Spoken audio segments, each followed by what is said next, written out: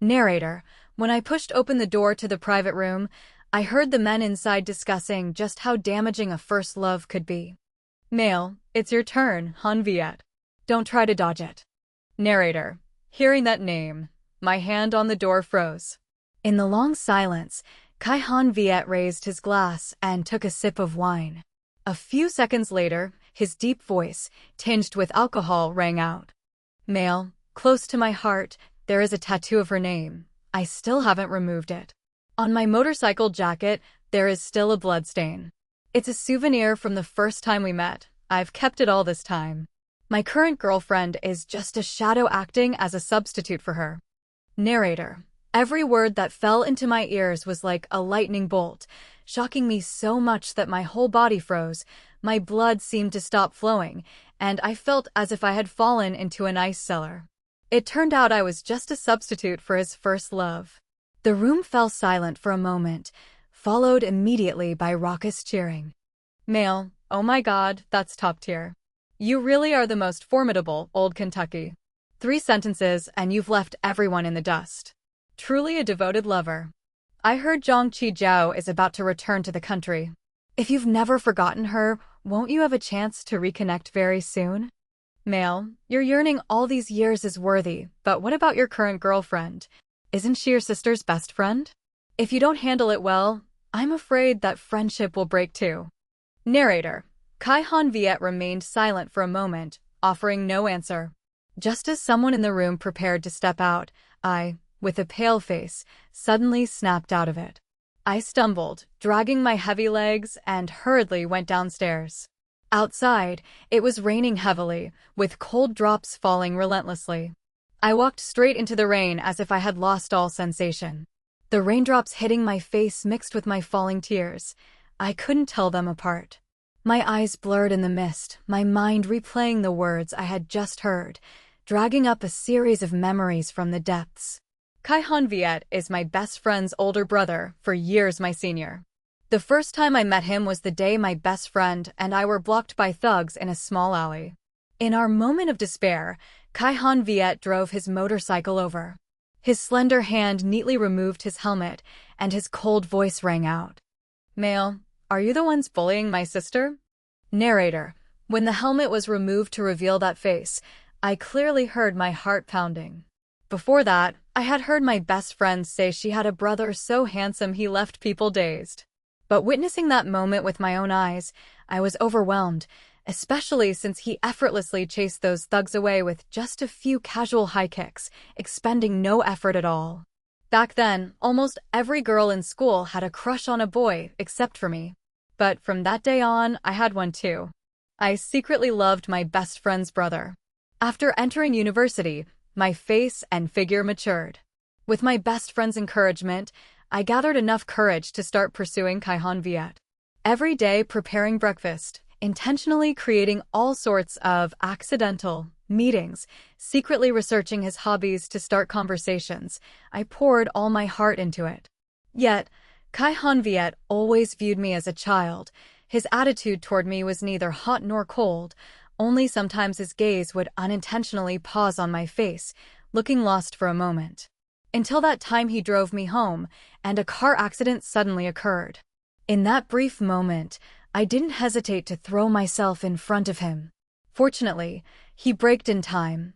I wasn't seriously injured, only the corner of my eye hit the car seat, causing a small tear the size of a fingernail tip, with blood seeping out. It was just a small wound, but Viet acted differently than usual, tense to the point of losing control. He not only took me to the hospital himself, but also repeatedly asked the doctor if it would leave a scar on my face. After being assured it wouldn't, he sighed in relief, but immediately put on a cold, stern face to scold me. Male. Why did you throw yourself in front of me? Do you not want to live anymore? Narrator. My eyes shone brightly. How could the feelings in them be hidden? Female. Because I like you. Narrator. Viet stood stunned on the spot. A few seconds later, he coldly curled his lips. Male. Like a little kid? What do you know about liking someone? How long can you like someone? Narrator. Without hesitation, I answered Viet firmly. Female. I will like you for my whole life. Narrator, perhaps because my tone was so determined, so sincere. For the first time, he reached out and gently touched my face. He sighed softly, finally saying the sentence I had dreamed of day and night. Male, Hua Ton Lan, let's give it a try. Narrator, from that day on, we officially became lovers. In 3 years of dating, although Hành Việt had a cold personality, he gave me everything needed for a relationship, and I dared not dream of anything more. Until tonight, hearing those discussions, my entire self-woven sweet dream shattered in the blink of an eye. It turned out that sometimes when he looked lost gazing at my face, it was just because I was a substitute for someone else. It turned out that his extreme fear every time my face was injured was only because I was a substitute. It turned out that every time we were intimate, his eyes locked onto my face, every movement fixed on me. It was also because I was a substitute. My tears poured out as if tearing my insides apart, crying until my body trembled. The heavy rain soaked me completely. I dragged myself home in despair, finally losing all strength and sitting on the floor, exhausted and without a shred of defense left. I don't know how much time passed before I slowly regained some consciousness. The tears had dried on my face, and my mind gradually cleared. I pulled a business card out of my bag. It was a card a talent scout had given me at a bar half a month ago. That day, in high spirits, I sang an original song I wrote for Hành Việt. He looked at me intently, praised my voice for having a special quality and my appearance as not bad, then asked, "Are you interested in becoming a singer?" He said the company would send me abroad for secret training for 3 years, and upon return, I would surely become an A-list star. Singing was the greatest passion of my life, and I once dreamed of being a singer, but to stay by Hành Viet's side, I refused. The scout still left his contact information. And now, with all the truth exposed, I understood that I had no reason to stay by his side anymore. I stared at the phone number printed on the card, my cold, trembling hand dialing the number. As soon as the line connected, I took a deep breath, adjusting my hoarse, tired voice to speak. Female, hello, I am Hua Ton Lan. I agree to sign the contract with you. Male, Miss Hua. Finally, you've thought it through. Let's add each other on WeChat. We'll meet tomorrow to discuss the details. Narrator, hearing the joyful voice on the other end, I nodded slightly and silently added the contact. Less than a few minutes after hanging up, footsteps sounded outside the door. And just seconds later, the door opened, and Hành Việt walked in, holding a dripping umbrella. He frowned when he saw me sitting on the floor, looking soaked and wretched. Male, why is your whole body wet like this? Did you forget your umbrella? Narrator, my wet hair covered my face. The sensor light on the ceiling went out. Hành Việt couldn't see my expression clearly. He reached out to rub my head, his voice sounding like both scolding and coaxing. Male, why are you still so childish? Remember to check the weather forecast before going out next time. Narrator, I remained silent and didn't answer. Waiting for him to turn and go into the bathroom, I supported my half-numb body, slowly stood up, and went to the other bathroom. After washing up, I lay in the blanket, my soulless eyes glued to the stark white wall. Not long after, Hành Việt also lifted the blanket and lay down beside me. The familiar cedarwood scent spread, pulling my mind back to the words from the afternoon, piercing my heart like knives. I couldn't suppress the urge to wrap my arms around him, then slowly lifted his sleep shirt. Right over his heart, about an inch above, revealed a tattoo of 3 letters, Jay-Z. This wasn't the first time I had seen it. During our passionate moments, I had caught glimpses of it time and again. Back then, I was only silently curious, but never opened my mouth to ask. But at this moment, seeing it again, my eyes felt hot. My voice was hoarse and choked with tears. Female, what do these 3 letters mean? Narrator, Hành Việt was stunned for a few seconds, his eyes lowered slightly, his tone faint but hiding a vast tenderness. Something that in 3 years together, I had never enjoyed. Male, it's very important. Narrator, he paused for a beat, as if misunderstanding my intention in lifting his shirt, then continued. Male, all right, you got caught in the rain today, I won't touch you. Go to sleep early. Narrator. After speaking, he brushed my hand away, pulled his shirt down, and turned off the light. The room sank into a deadly silence, leaving only silent tears pouring out uncontrollably. In that endless darkness, I dissolved myself into a part of the night.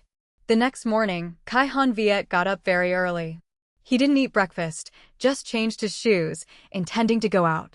Outside, the rain was still falling incessantly. I remembered clearly that he hated going out on rainy days the most, so I called out to him. Female, you don't have any flights lately. Why do you still have to go out? Narrator. His complexion seemed good today. His usually cold eyes held a hint of a smile. He took the umbrella, his other hand turning the doorknob. Male. I have important business to handle. Be good and stay home. Narrator. As his sentence ended, the door closed. Watching his disappearing back, I quietly turned back to the bedroom. Immediately, I saw the phone he had forgotten on the bedside table vibrating continuously. Picking it up, the WeChat interface clearly showed a chat frame at the top. The sender's name shone brightly, Chi Jiao. Female. Reading text. What time is your flight today? It's raining heavily outside. Don't leave the airport. I'll drive over to pick you up. Narrator. That solicitous attitude, caring tone, and initiative were completely opposite to the cold reminder last night. Remember to check the weather forecast next time. It turns out that on heavy rain days, for the person he truly loves, he will actively go to pick her up. I just glanced at it and heard footsteps outside the door. I hurriedly put the phone down, and, before Viet entered, I went into the changing room. Waiting until I finished my makeup and came out, the phone had vanished, and there was no one left in the house. I grabbed my bag and went downstairs to catch a taxi. Arriving at the appointed cafe, just as I looked up, I saw the scout, Tran Chi, waiting for me at the door. We exchanged a few polite greetings and went into a private room together. Tran Chi meticulously presented the training plan and future development path to me, then took a contract out of his bag. On the white paper with black ink, a bright red stamp clearly showed 4 words, Tin Music Limited Company. I froze for a moment.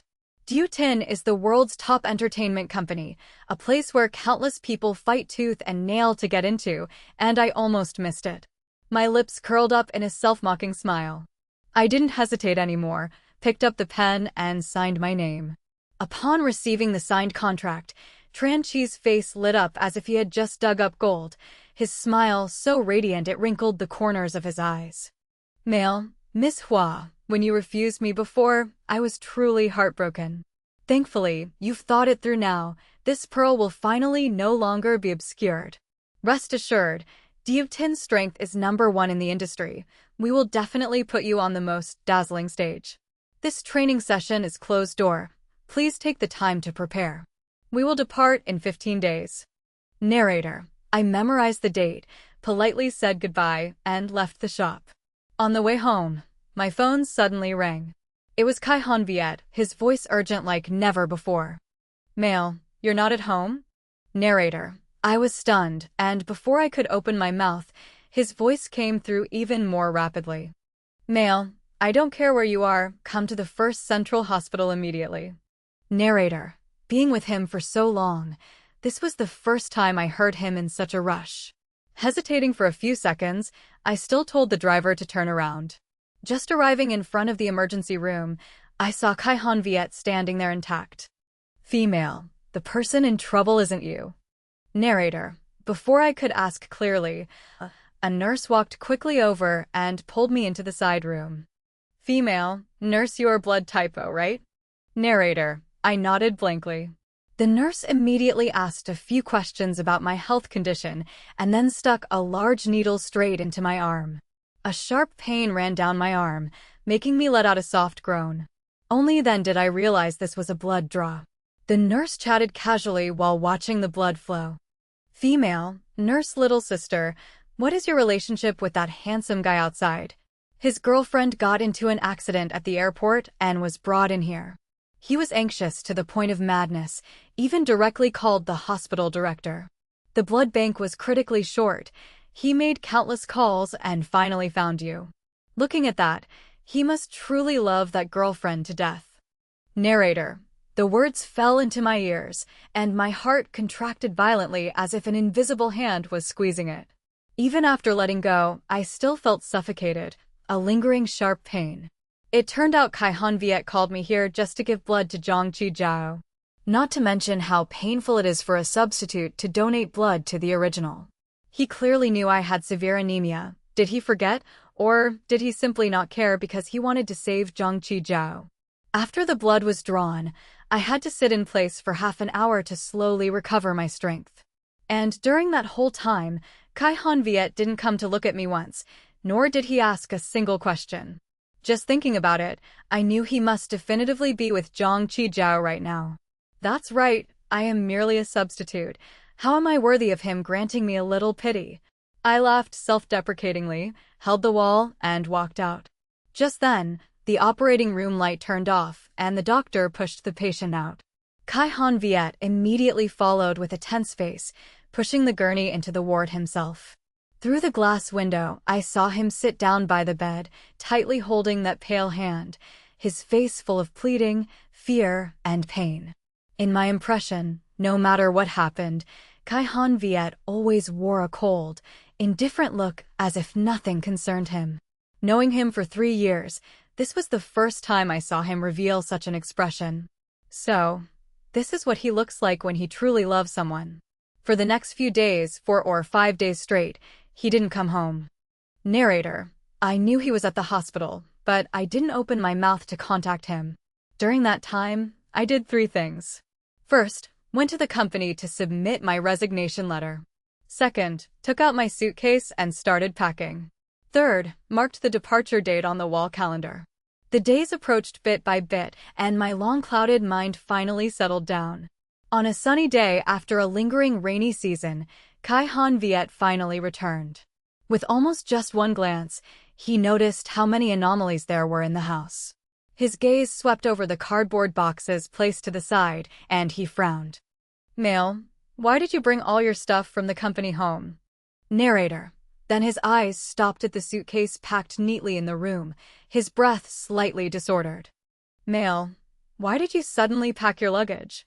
Narrator: Finally, his gaze fell on the wall calendar, where a bright red circle marked the 30th.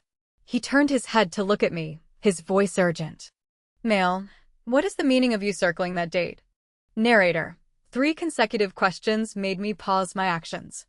Female: I don't intend to hide it. Recently, I found a new job that suits me better, so I resigned from the old company. Packing luggage is to go far away. The 30th is the day I leave. Narrator: After speaking, I took a deep breath, preparing to explain everything. Female: I will leave here, and I will also break up with you. Are you free? I have something very important to tell you. Narrator: Before I could finish my sentence, Hành Viet's phone rang, the screen brightly displaying 2 words, Zhang Qijiao. He immediately pressed answer. Through the receiver, a sweet, clear voice came through. Female: Zhang Qijiao. Hành Việt, thank you for taking care of me these past few days. My friends are organizing a welcome party for me. Do you want to come over and hang out? Narrator: He was just about to answer yes, then seemed to think of something and glanced sideways at me. Male: What did you say you wanted to discuss just now? Is it very important? Female: At this point, is there anything I don't understand? Narrator: I smiled and shook my head. Female: It's not important. If you are busy, just go. Narrator: Hearing a strange voice nearby, Zhang Qijiao laughed softly, her voice carrying a hint of surprise. Female: Zhang Qijiao is your girlfriend there too? Then bring her along. She gave me blood before. I haven't had a chance to thank her properly yet. Narrator: Hearing the 2 words, gave blood, Hành Việt froze for a moment, instinctively covering the receiver and stepping aside. In the end, it was unclear what the 2 said on the other end. I only knew that after hanging up, he immediately pulled me outside. I didn't even have time to refuse. He hurriedly put me in the car. On the way, he said a few sentences explaining the last few days. Male: The person who just called is a friend of mine. She returned to the country the other day and had a car accident, but the blood bank in the hospital was empty. I thought about how you have the same blood type as her. The situation was too urgent, so I called you. I didn't have time to explain clearly. You haven't texted me these past few days. Are you angry with me because of that? Narrator. I replied calmly. Female. No. I have anemia. I've just been resting these past few days, so I didn't contact you. Narrator. My voice was light as if I didn't care in the slightest, but seeing my pale face, Viet felt his heart tighten, a hint of guilt flashing in his eyes. That's right, how could he forget that I had anemia? He wanted to open his mouth to apologize, then hurriedly asked what gift I wanted to make up for it, but I closed my eyes as if I hadn't heard, with no intention of answering. Finally, he had to swallow back the words he intended to say. The car stopped, and we got out together, heading straight to the reserved private room. However, just pushing the door open, a stifling atmosphere immediately hit us. It was called a welcome party, but the guests were almost entirely men, more than half of whom were Viet's brothers. They looked at him silently, their eyes complex as if they had something to say but didn't know how to start. Before anyone could speak, Zhang Qijiao walked over with a bright smile. Female, Zhang Qijiao, you're here. Narrator. After speaking, her gaze paused on my face, startled for a moment, then she curled her lips in a smile again. Female, Zhang Qijiao, is this your little girlfriend? She looks so young. Thank you so much for giving me blood last time. Honestly, my life can be considered saved by you. If you need anything in the future, just say it. I'll come right away if you call. Narrator. I forced a smile. Female, you're exaggerating. Narrator. Zhang Qijiao just smiled, leaving us to find seats ourselves while she went to welcome others. But even though she wasn't by his side, Viet's eyes didn't leave her for a second. Seeing her laughing and talking with other men, his face immediately darkened. Seeing her eat a few more macarons, he quietly ordered the waiter to bring all the macarons in the clubhouse and place them in front of her.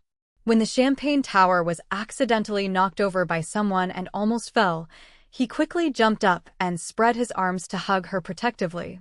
Sharp glass shards cut his hand, blood staining the white silk handkerchief red. People around panicked and advised him to go to the hospital immediately. He just casually wrapped it with the handkerchief, his face indifferent as if he didn't care at all. Male, it's just a small wound, it's fine. Narrator. I looked at the white silk strip stained red with blood, my hand, which was pulling out the car key, slowly retracted and put it back into my bag. The scene was quiet for a few minutes and then quickly became noisy again. At exactly 8 o'clock, seeing everyone slightly tipsy, Zhang Qijiao directly took the microphone and loudly announced. Female, Zhang Qijiao, now that everyone is here, I can announce this important matter. You probably know that before returning to the country, I just broke up. I invited everyone here today for a blind date session to find a new boyfriend. Narrator. As soon as those words were spoken, the entire private room fell instantly silent. Every eye anxiously turned toward Viet. He didn't say a word, just stared intently at Zhang Qijiao. The glass in his hand was squeezed so hard by him that it shattered, fresh blood flowing all over his hand. Yet Zhang Qijiao seemed not to see it, even casually raising her wine glass with a bright smile. Female, Zhang Qijiao Viet, I didn't call you here today for fun. I want you to help me choose and see who among your brothers suits me best. Narrator. The atmosphere instantly froze. Seeing everyone's averting eyes and looking at Viet's darkened face, I finally understood why the atmosphere was so strange when entering this room. Just as the air seemed to stand still, someone sitting in the middle suddenly stood up. Male, extra, I'm going to the restroom. Narrator. Before he could finish speaking, Viet flipped the whole table, his cold eyes sweeping over him. Male. Do you King dare to agree to try? Narrator. Stopped abruptly, the person instantly stiffened, unable to stand or sit. Viet clenched his bloody hand, walking step by step to stand in front of Zhang Qijiao, his eyes red, his voice trembling with anger. Male, Zhang Qijiao, sometimes I really doubt if you have a heart or not. Narrator. Finishing his words, he turned around and left without looking back, pushing the door open. The sound of the door slamming echoed through the corridor, completely forgetting that he had left his girlfriend behind in the banquet room. This commotion made it impossible for the welcome party to continue. I smiled self-deprecatingly, quietly stood up, and walked toward the restroom. Just reaching the corridor, I heard the sound of the group of brothers arguing with Zhang Qijiao drifting out. Male, friend of KHV Zhang Qijiao, what exactly are you thinking? Why do you keep playing these tricks to provoke Han Viet? You know better than anyone that in his heart, he always wants to get back together with you. Who among us would dare touch the person he has etched in his bones? Female, Zhang Qijiao, does the fact that he wants to get back together mean I have to agree? No sincerity at all. Male, friend of KHV, sincerity my ass. What else do you want? Do you know how he has lived these past few years? Have you ever seen anyone in this circle so love-struck? A man who is naturally favored by heaven went crazy like that because of you. You opened your mouth to break up and went abroad. He drank his sorrows away every day, almost destroying himself. You just posted a story saying you liked something, and the next day, regardless of everything, he bought it and flew overnight to bring it to your door. You said you hadn't seen fireworks in a long time, and the very next day in Paris, there was the most brilliant fireworks display. Don't tell me you completely don't know about these things. Narrator. Hearing that angry tone, my hand trembled slightly. No wonder in the past few years together, sometimes Kai Han Viet would disappear for no reason. It turned out it was all because of Zhang Qijiao. The argument in the corridor became increasingly intense. Yet Zhang Qijiao still smiled calmly. Female, Zhang Qijiao, he did it for me willingly. I didn't force him, did I? Besides, it's just trivial stuff, nothing big. If he has the guts, then one day let him try throwing his life away for me. Male, friend of KHV Zhang Qijiao, you keep relying on the fact that Han Viet likes you to do whatever you want. Wait until the day he runs out of patience and doesn't like you anymore. You will regret it for the rest of your life. Narrator. She laughed, her voice disdainful. Female, Zhang Qijiao doesn't like me? That's hilarious. Even when finding a girlfriend, he chose someone who looks exactly like me. Just my substitute, so how can you say he doesn't like me? The business between him and me is none of your concern. Narrator. Zhang Qijiao said that sentence with a firm tone, her lips curling with pride as she turned around, but she happened to meet my gaze. In that moment, the entire corridor seemed to freeze. A group of Kai Han Viet's brothers stood dead silent. The air was so stifling that breathing could be heard clearly. On the contrary, Zhang Qijiao reacted very quickly, no longer pretending to be polite like when Kai Han Viet was there. She just glanced at me once, her moist eyes full of fake pity. Female, Zhang Qijiao, you heard everything? That's good too, otherwise, keeping you in the dark would be pitiful. Little girl, you are merely a supporting character in the romance between me and Han Viet. I advise you to know your place and withdraw early. Narrator. Finishing her sentence, her high heels clicked on the floor as she left, leaving the whole corridor in silence. The brothers, faces flushed red, hurriedly wanted to explain, but their words stuttered and couldn't form a coherent sentence. Male, friend of KHV, no, it's not like what you heard, it's... Narrator. But everyone understood that the truth was exactly like that. There was nothing left to cover up. Seeing them awkward and not knowing what to do, I didn't want to make it hard for them, so I quietly turned and left. Reaching the lobby downstairs, I raised my hand to hail a cab. Before I could step in, a dark pink supercar sped over. The wheels swept through a puddle, splashing water all over me. My dress was soaked, stained with dirty water. I frowned and looked up. Behind the car window, Zhang Qijiao's face showed a smirk full of gloating.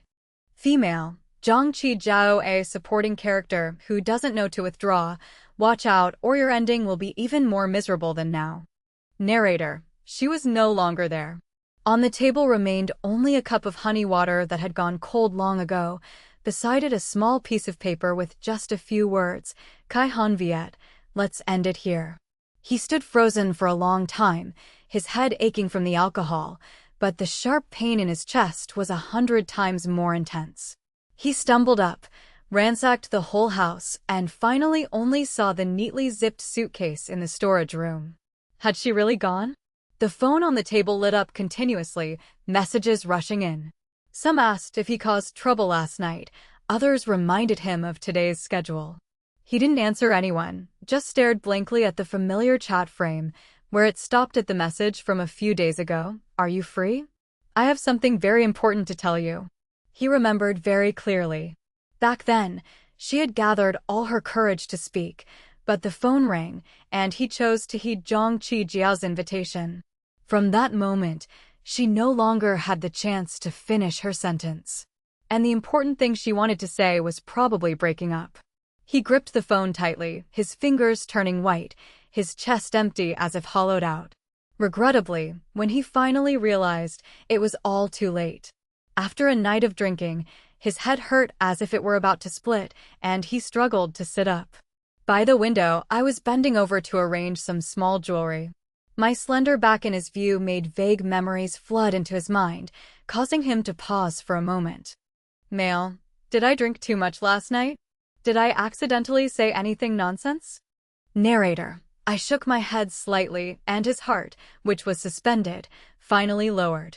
He reached up to rub his temples, his fingertips accidentally stretching the wound on the back of his hand, hurting so much he sucked in a cold breath.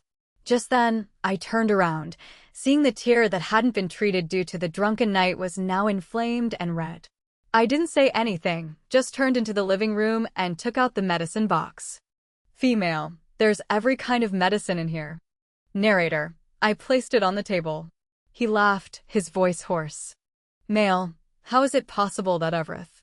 Narrator, but when the box lid opened, rows of bottles were arranged neatly, from cold medicine and stomach medicine to every kind of minor medication. Everything was there. He was momentarily shaken. Male, these things, did you prepare them all? Narrator, I nodded, my voice light. Female, yeah. You're a captain. You can't get injured or sick, so I arranged them so they can be used immediately when needed. Narrator, in a moment, his head buzzed, images rushing back. Every night he came home drunk, someone had quietly cooked hangover soup and waited. He blurted out what he wanted to eat, and someone would painstakingly find the recipe to learn how to make it. Every time he was in pain, had a high fever, or a minor illness, someone handled it perfectly, never complaining a word. He suddenly remembered when they first started dating. His sister reminded him countless times, she is a rich young lady, never had to lift a finger for anything growing up. As her boyfriend, you have to learn to protect and take care of her. Yet clearly, she was the one quietly protecting him all along. He was a few years older than her, yet throughout this relationship, the one always in the position of caregiver was me. At that moment, his heart choked, cluttered with all kinds of emotions.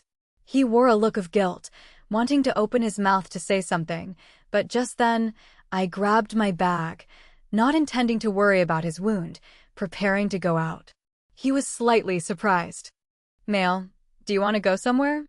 Narrator, I nodded slightly, pulling my cap up. Female, I have an appointment with Van Yen. We're going to have lunch together. Narrator, only then did he remember his sister had just finished her trip. He hurriedly treated the wound on his hand casually with medicine and followed me to the door. Male, let me drive you.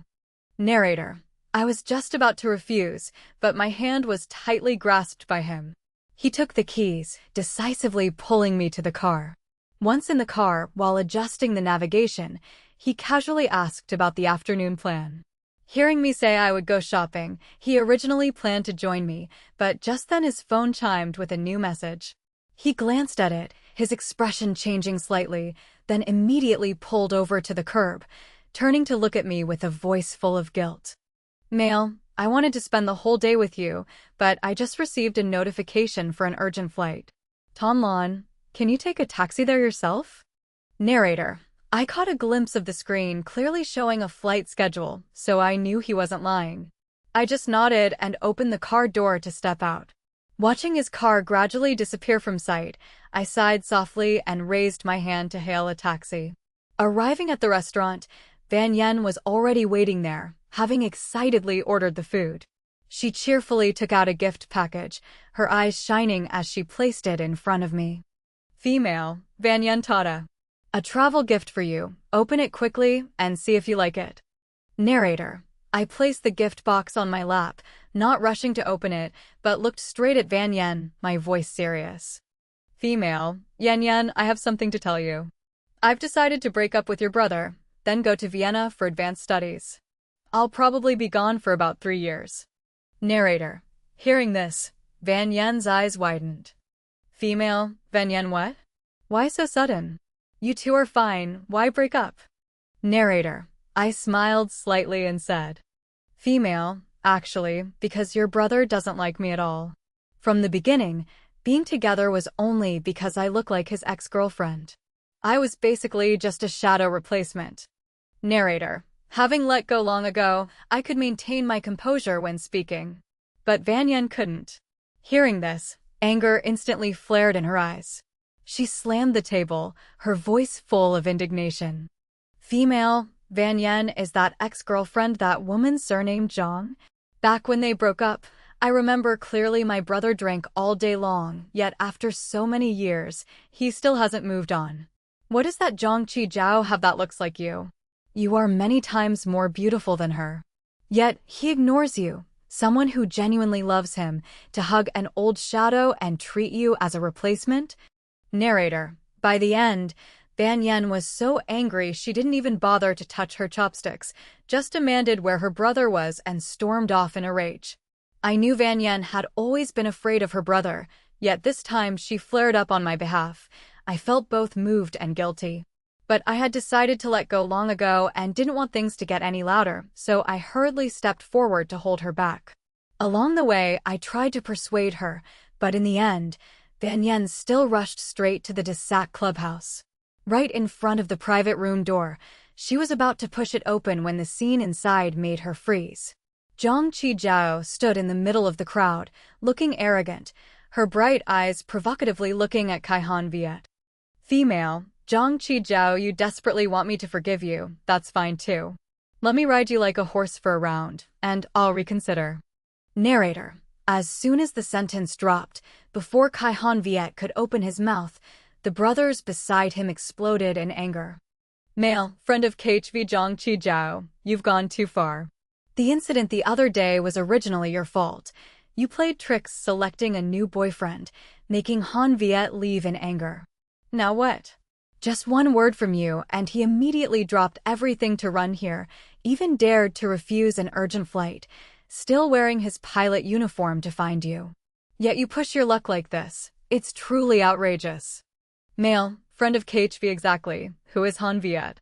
In this whole circle, no one dares to be arrogant with him. How can he let you humiliate him like this? Narrator. Amidst the rapid criticism, Zhang Qijiao appeared not to care at all, her red lips curling up. Female, Zhang Qijiao, I don't care. That day he was fierce and scared me, so he has to compensate me like this. Besides, what's wrong with letting the person I like ride once? He is so noble. If he agrees to let me ride, only then will I consider him having the sincerity to return. Narrator. The atmosphere was tense to the point of exploding. Viet sat there, his face cold, his features tight. In a few seconds of silence, he finally raised his head to face her arrogant gaze directly. His voice was hoarse, but extremely firm. Male, if I let you ride, from now on you won't play tricks to select a boyfriend anymore, right? Narrator. Zhang Qijiao smiled, her eyes shining greedily. Female, Zhang Qijiao correct. Narrator. In the deadly silence of the room, Viet slowly unbuttoned a few buttons on his pilot uniform and then bent down, his low voice like a cold wind blowing through. Male, get on. Narrator. The group of brothers was stunned, mouths agape, eyes filled with disbelief. Seeing Zhang Qijiao sitting triumphantly on him with their own eyes, the fire of anger in Van Yan's heart nearly exploded. She gritted her teeth, intending to rush in, but I pulled her hard into the elevator. Van Yan was still angrily cursing, struggling to escape. She turned around prepared to make me let go, But the moment she caught sight of my face, she froze. There was no expression on my face, only tears quietly falling drop by drop onto the back of her hand, extinguishing all her anger. She hurriedly hugged me tightly, both panicked and pained, constantly wiping away the tears. Her voice also choked. Female, Van Yen Ton Lan, don't cry. Please don't cry anymore. Okay, okay. Don't be with my brother anymore. Later I will introduce you to other men who are more handsome, who love you more, okay? Narrator. I gave a faint smile, trying to swallow the bitter lump in my throat, but finally couldn't help sobbing out loud. Female. Actually, I'm not that heartbroken. I've decided to let him go, to start a new life of my own. Narrator. Yet the tears didn't stop falling. Perhaps because witnessing everything with my own eyes, past memories surged back, making me suddenly realize. It turns out when Hành Việt truly loves someone, he gets controlled by the other person's emotions. He can disregard everything to run to them, can lower his self-esteem to make the other person happy. His love is displayed so clearly for everyone to see. But I have never been loved by him like that. Narrator. Returning home, my mood gradually stabilized. After a deep sleep, the day of my departure moved one step closer. I bought a ticket alone to see the concert of my favorite singer, recording the blue ocean of sparkling lights below the stage where tens of thousands of people sang in unison.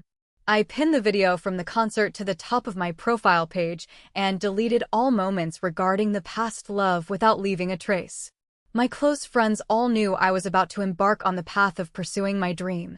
One by one, they left encouraging messages under the post. Female. Ton Lan, hope one day I will become your most loyal audience member. Female. Future superstar, let me reserve a signature in advance. Not too much to ask, right? Narrator. The person who disappeared for days without news like Hành Việt unexpectedly dropped a bright red heart. Seeing that like, I was slightly stunned. I remembered clearly he never posted statuses nor cared about anyone's personal page. Until seeing Kai Van Yen's rushing messages, I understood the reason. Female. Ton Lan, I managed to add that girl's WeChat. I'm dying of anger. Narrator. Attached to the message were several screenshots, all of which were daily moments shared by Zhang Qijiao. A brilliant sunset by the beach, a relaxed walk amidst a flower field, flickering candlelight in a dinner amidst thousands of lights. Under every photo was a comment from Hành Việt. Male. The one I took looks better. Why didn't you post it? Male. I heard the cherry blossoms in Shishan will bloom fully in a few days. Let me take you to see them. Male. The shrimp is a bit hard to peel, but as long as you like it, nothing is troublesome. Narrator. Scrolling down line by line, everything resembled the sweet dating diary of a couple. It turned out he was always there, watching Zhang Qijiao daily, gently leaving comments for her, and I was just accidentally seen by him, resulting in a casual tap of a heart. I smiled faintly, texted a few comforting sentences to Kai Van Yen, then quietly started on other things. Gathering all the gifts he gave over the past 3 years, the couple items used, the photos, the diary pages, preparing to send them all away with the past.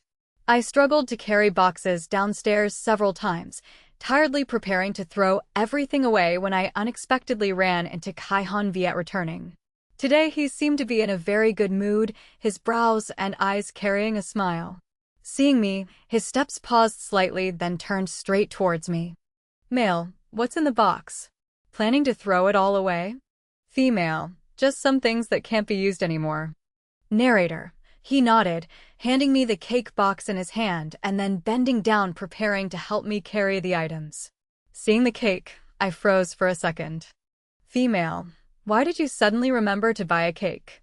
Narrator. Hearing that, his movements paused, the smile on his face darkened slightly, his eyes fixed on me. Male. Did you forget? Today is my birthday. Female. Birthday? Narrator. Only then did I remember it seemed to be indeed these few days. A month ago I was still struggling to think of what gift to prepare, but since realizing I was just a substitute and deciding to leave, I had long brushed that aside. After all, he was about to become an ex-boyfriend. What need was there to remember his birthday? Seeing the surprise flash in my eyes, his breathing suddenly became heavier. Early this morning, many people texted congratulations, only I remained completely silent. He originally thought I was preparing some surprise for him, but it turned out I had forgotten. It wasn't a very serious matter, but for some reason, he still felt uncomfortable, his chest compressed, unable to breathe properly. Before, whether it was an anniversary or a birthday, I always prepared very early, pouring all my heart into making it grand. Why did I forget this year? Clearly, I used to be the one who loved him most. He intended to speak, but just then his phone rang several times in succession. The message on the screen was sent by Zhang Qijiao, saying she would organize a birthday party for him. Seeing the address along with the teasing words in the friend group, he squeezed the phone tightly. The gloom from earlier instantly vanished, his eyes and lips rising with a smile. He replied while preparing to go out. I called him back. Female, your birthday. Narrator. Hành Việt paused slightly. Male, I have urgent business and need to go out. Wait until I come back tonight, we'll celebrate together then. Narrator. I just softly said, okay, quietly watching his back disappear behind the door. When he had left, I moved all the boxes downstairs, throwing them all away. Thinking of his unconcealed joyful expression, I knew he wouldn't return to celebrate with me today.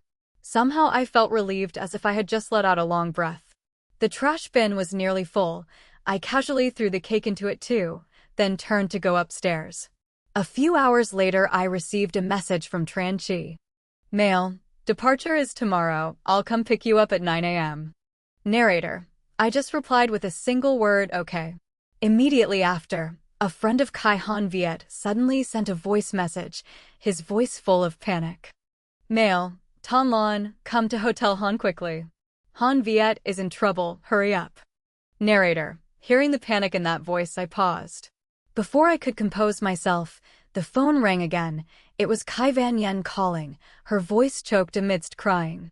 Female, Ton Lon. My brother, he. Narrator. Only then did I truly realize how serious the matter was. I rushed downstairs to hail a taxi immediately. Just stepping out of the car, Kai Van Yen grabbed my hand and pulled me straight towards the lake. On the way, running and sobbing, she recounted the source of the incident. Female, Zhang Qijiao's ex-boyfriend chased her from abroad to the hotel, crying and begging to get back together. My brother couldn't stand it and rushed in to fight him. She not only didn't stop them but instead went along with it, casually throwing her necklace into the lake, saying whoever retrieved it, she would be with that person. The ex-boyfriend jumped first. My brother intended to follow, but there are hidden reefs under the lake. Even professional divers don't dare to go down. A group of people tried to persuade him for a long time, but he still wouldn't listen. Ton Lon, help me, I only have this one brother. Narrator. The more I listened, the more silent I became. I really wanted to tell Kai Van Yen that as long as it involved Zhang Qijiao, even if there were 100 of me, I couldn't sway Hành Việt. But seeing her eyes red from crying, I couldn't open my mouth. When we ran to the lakeside, Hành Việt had almost finished putting on the diving suit. Zhang Qijiao's ex-boyfriend, having finished prepping earlier, had rushed into the water. His figure quickly disappeared beneath the dark lake surface.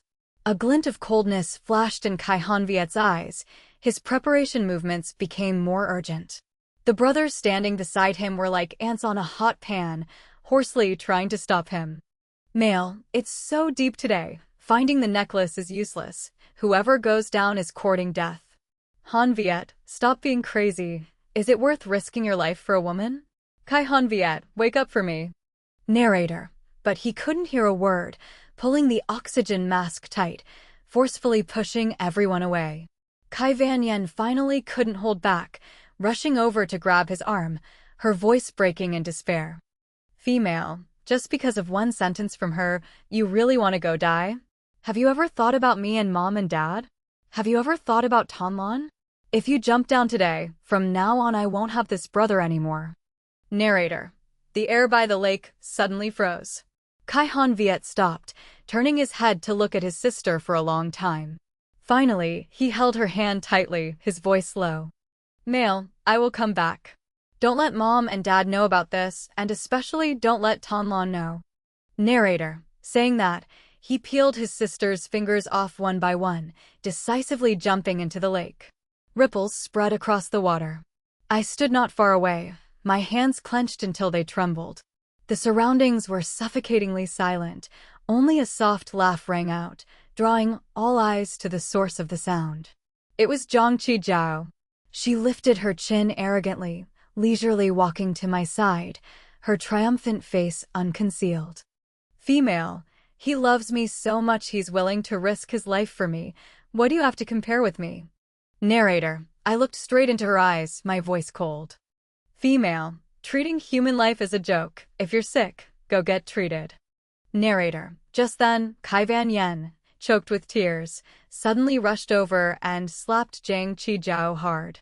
She had never suffered such humiliation and immediately intended to hit back, but people stopped her in time. I hugged Van Yen, comforting her for a long time until she calmed down. Afterward, both could only stare numbly at the monitoring screen under the lake. An hour passed, the ex-boyfriend's oxygen ran out, forcing him to surface. The lakeside, originally silent, instantly buzzed. Everyone strained their eyes waiting for Hành Việt. But 5 minutes, then 10 minutes passed. The tank was nearly empty, yet he was nowhere to be seen. Panic spread across the lakeside. Only I retained a shred of reason. I immediately called the Hotel Han rescue team, earnestly begging them to go down and find him. 5 or 6 professional divers in protective gear quickly jumped into the deep lake. Another 10 minutes passed. The lake's surface remained still. I saw Kai Van Yen nearly collapse, crying until her whole body shook. Even Zhang Qijiao, who was initially calm with arms crossed watching, now began to fidget, tension clearly visible on her face. Outwardly, I tried to stay calm, but my 10 fingers dug deep into my palms, leaving red marks that drew blood. A few friends accompanying Zhang Qijiao stood beside her, trembling and whispering ominous words. Female, it's over. Oxygen has been out this long and he hasn't come up yet. Surely he won't survive. If something really happens, will the Kai family let us off? Female, what does it have to do with us?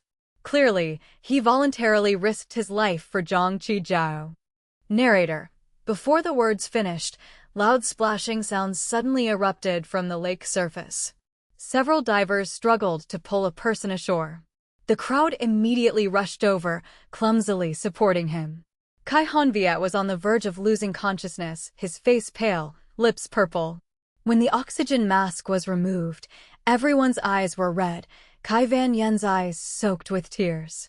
He clutched his chest, breathing heavily, but his gaze clung tightly towards Zhang Qijiao, his voice hoarse and broken. Male, I found the necklace. Narrator. A trembling arm raised. A diamond necklace sparkling with water fell from his palm, flashing blindingly under the evening sun. That light was too brilliant and also too bitter. From beginning to end, his gaze only rested on Zhang Qijiao. He completely didn't see that not far away, I still stood silent, witnessing with my own eyes him using all that burning love to give to someone else. Hành Việt was taken straight to the hospital. I stayed with Kai Van Yen, tossing and turning all night guarding outside the hospital room. Exactly at 8 a.m., the set alarm rang. Seeing the words "depart" on the screen, Kai Van Yen snapped awake, hurriedly hugging me tight, tears flowing ceaselessly. Female. Tonlon, don't go, please don't go, okay? Leaving this time means we won't meet for 3 years, right? By then you'll be a shining star. It will be even harder for us to meet. I really can't bear to be apart from you. Narrator. The corners of my eyes also stung. I gently patted her back. After coaxing for a long time, Van Yen sobbed seeing me out of the hospital. Reaching the gate, I was about to call a car when I suddenly paused. I had said goodbye to everyone except Hành Việt. I hesitated for a long time. Shouldn't 3 years of affection have a closing word? Thinking so, I turned back. But just arriving at the door of the ward, a familiar voice echoed out. Zhang Qijiao was burying her face in Hành Viet's chest, crying like pear blossoms bathed in rain. Female, Zhang Jiao, I just wanted you to give me an affirmation. If you couldn't get the necklace, coming up would have been fine. Why do you have to be so stupid? I know you still like me. Just break up, say you want to get back together with me, and I will agree immediately. Is bowing your head just a little bit that difficult? Narrator, Viet had waited 6 years for those words, but when he actually heard them, his heart didn't feel the joy he imagined. Instead, just because of the 2 words, break up, he involuntarily remembered Hua Tonlan. The image of the small girl hesitating not a bit to rush out and block the car for him. Reddened eyes firmly saying she would love him all her life. The bright smile every time she celebrated his birthday and countless passionate yet love-filled moments when she lay beneath him. In an instant, his head ached as if about to explode, his heart in turmoil not knowing how to answer. Just then, unintentionally looking up, he suddenly saw Hua Tonlan. She stood outside the glass, quietly looking at him, her deep black eyes flat like a lake without a ripple. The moment their eyes met, Viet completely lost his bearings. He hurriedly pushed the person in his arms away and stood up, but outside the window was empty. Her figure had vanished. He chased after her. The corridor remained silent and empty. Was it a hallucination? Definitely a hallucination. He never let anyone tell Hua Tonlan about him risking his life diving into the water to find the necklace for Zhang Jiao. She basically couldn't know he was in the hospital to appear here. Viet's heart beat rapidly as if wanting to burst out of his chest. He had a clear premonition that something was slipping out of his control. But what exactly it was, he temporarily couldn't understand. On the other side, Hua Tonlan had abandoned the intention of saying goodbye. Returning home, she quietly tore off the calendar page, placed the door key on the table, and then dragged her suitcase downstairs. On the way to the airport, she opened the chat with Viet. Hesitating for a very long time, she finally typed 3 short lines. Female, let's break up. Thank you for taking care of me all these years. Also, wishing you and Zhang Jiao happiness. Narrator, Viet, I'm leaving. From now on, we won't meet again. 1 sentence of breakup, she let go of 3 years of affection. 1 sentence of wishing happiness, she returned freedom to him. 1 sentence of never meeting again officially ended all possibilities between the two. From now on, he is only the brother of her best friend. After pressing send, for a long time, there was no reply from the other side. Hua Tonlan understood that Viet had Zhang Jiao beside him right now. He surely wasn't free to care about these meaningless messages. And even if he were free to read it, surely he wouldn't waver in the slightest. After all, the person he loved was right beside him. No need to care about a substitute who had become an ex-girlfriend. Before boarding the plane, Tranchi handed her a new phone. Male, Tonlan, according to the contract regulations, starting today, you must cut off contact with the outside world. This is your work phone. Narrator, she nodded, taking out the old phone to hand over. The plane just took off, the announcement sound on the speaker mixed with the noise of the girls sitting in the back row.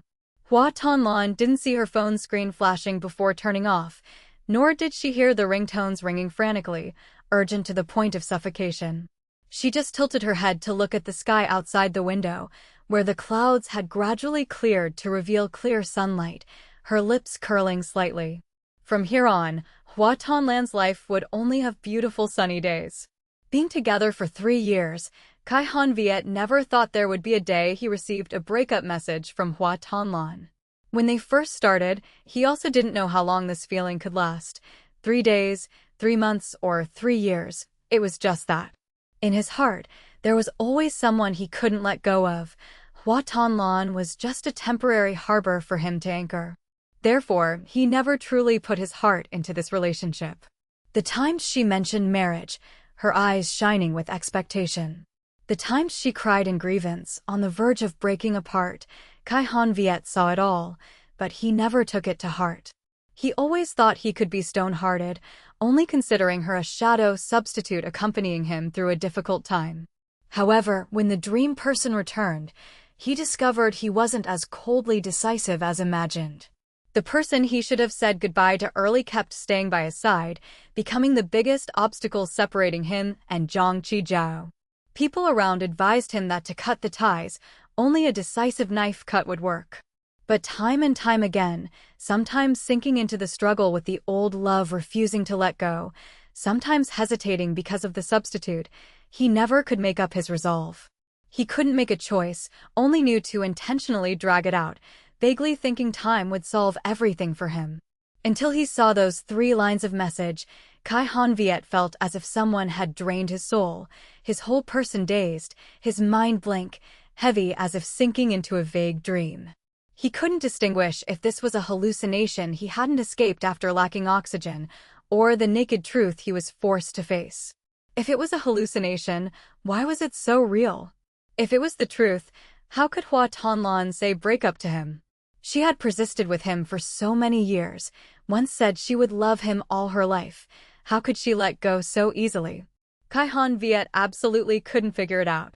He rubbed his eyes hard, then slapped his face a few times trying to wake himself up, but bowing his head again, what struck his eyes were still those 2 cold sentences of breakup.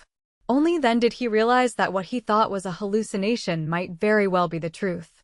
In an instant, he sprang up from the hospital bed, his trembling fingers frantically typing on the screen. Mail, Tonlan, can we talk a bit? There are some things I can explain to you. Where are you? At home or still with Van Yen? Narrator, messages were sent consecutively, chiming rapidly, but the other side remained silent like a stone sunk in the sea. Hành Viet's patience gradually ran out. He could no longer sit still. One hand ripped the 4 needle from the back of his hand, then he rushed straight downstairs, driving like crazy back home. The apartment, usually rarely noisy, was now quiet to the point of being eerie. He ransacked it from inside out, but didn't see a familiar figure. Instead, he saw the display cabinet was empty, the changing room and the whole room were clean. Everything related to Hua Tonlan had vanished. She seemed to have truly resolved to withdraw from his world thoroughly. Realizing that, Hành Viet's already disordered heart tightened even more as if wrapped by thousands of strings. He tried hard to recall every detail of recent days as if wanting to find some clue. The resignation letter, the calendar with the date circled in red, the coldness in every word, the forgotten birthday, the abandoned belongings, thing after thing, all proving one point. Hua Tonlan had decided to leave long ago. It was just that he hadn't noticed. Chaotic memories retreated like the tide. In Hành Viet's mind remained only those eyes. So the moment a few hours ago when he stood in front of the hospital room and saw her wasn't a hallucination? It turned out she really came to find him. Maybe to clear things up once and for all, maybe to face him directly and say the breakup, but unintentionally caught the scene of him and Zhang Qijiao expressing their feelings. So everything she wanted to say was buried in her chest before she could speak. In the end, only 3 cold lines remained, carrying no emotion at all. Van Yen had only slept for 3 hours when she was woken up by loud noises. Hành Viet stormed in like a madman, grabbing her and shaking her hard, his voice trembling. Mail, Van Yen, where is Tonlan? Where did she go? Narrator, the anger suppressed for days combined with the irritability of just waking up made Van Yen unable to hold back anymore. She threw off the blanket, jumped up, and raised her hand to slap him resoundingly. Female, don't you already have Zhang Qijiao, the person you love most? Why worry about Tonlan?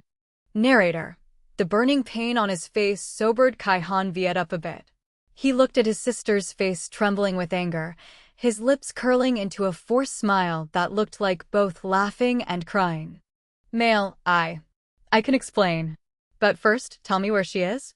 Narrator, hearing this, Van Yen laughed coldly as if all the suppressed indignation finally exploded. Female, explain? What do you plan to explain? Explain that you treated Tonlan as a substitute for the past 3 years? Hành Viet, must you make Tonlan disgusted and then make even me disgusted to be satisfied? Where she went, what does it have to do with you? Tonlan finally managed to let go of the past, preparing to start a new life. Don't you know that a worthy ex should be like a dead person, disappearing forever from people's lives? Go find Zhang Qijiao. Didn't you risk death and disregard even your family for her? Hurry up and marry her, then get out of the Kai family. I, Kai Van Yen, don't have a brother like you. Narrator. The more she spoke, the more choked her voice became, finally carrying the sound of sobbing. Kai Hanviet was pushed out of the room by her. With a bang, the door slammed shut. He looked at the closed door, feeling the last ray of hope in his heart dissolve with that sound. Did Tanlan know everything? Did she know that he considered her just a substitute?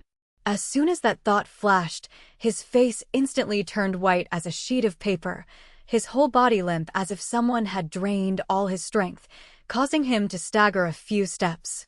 The feelings of guilt and regret buried for so long erupted like a volcano, drowning him in an instant. Just then, Zhang Qijiao walked into the hospital room carrying chicken soup. Just stepping through the door, she froze. The room was empty with no sign of anyone.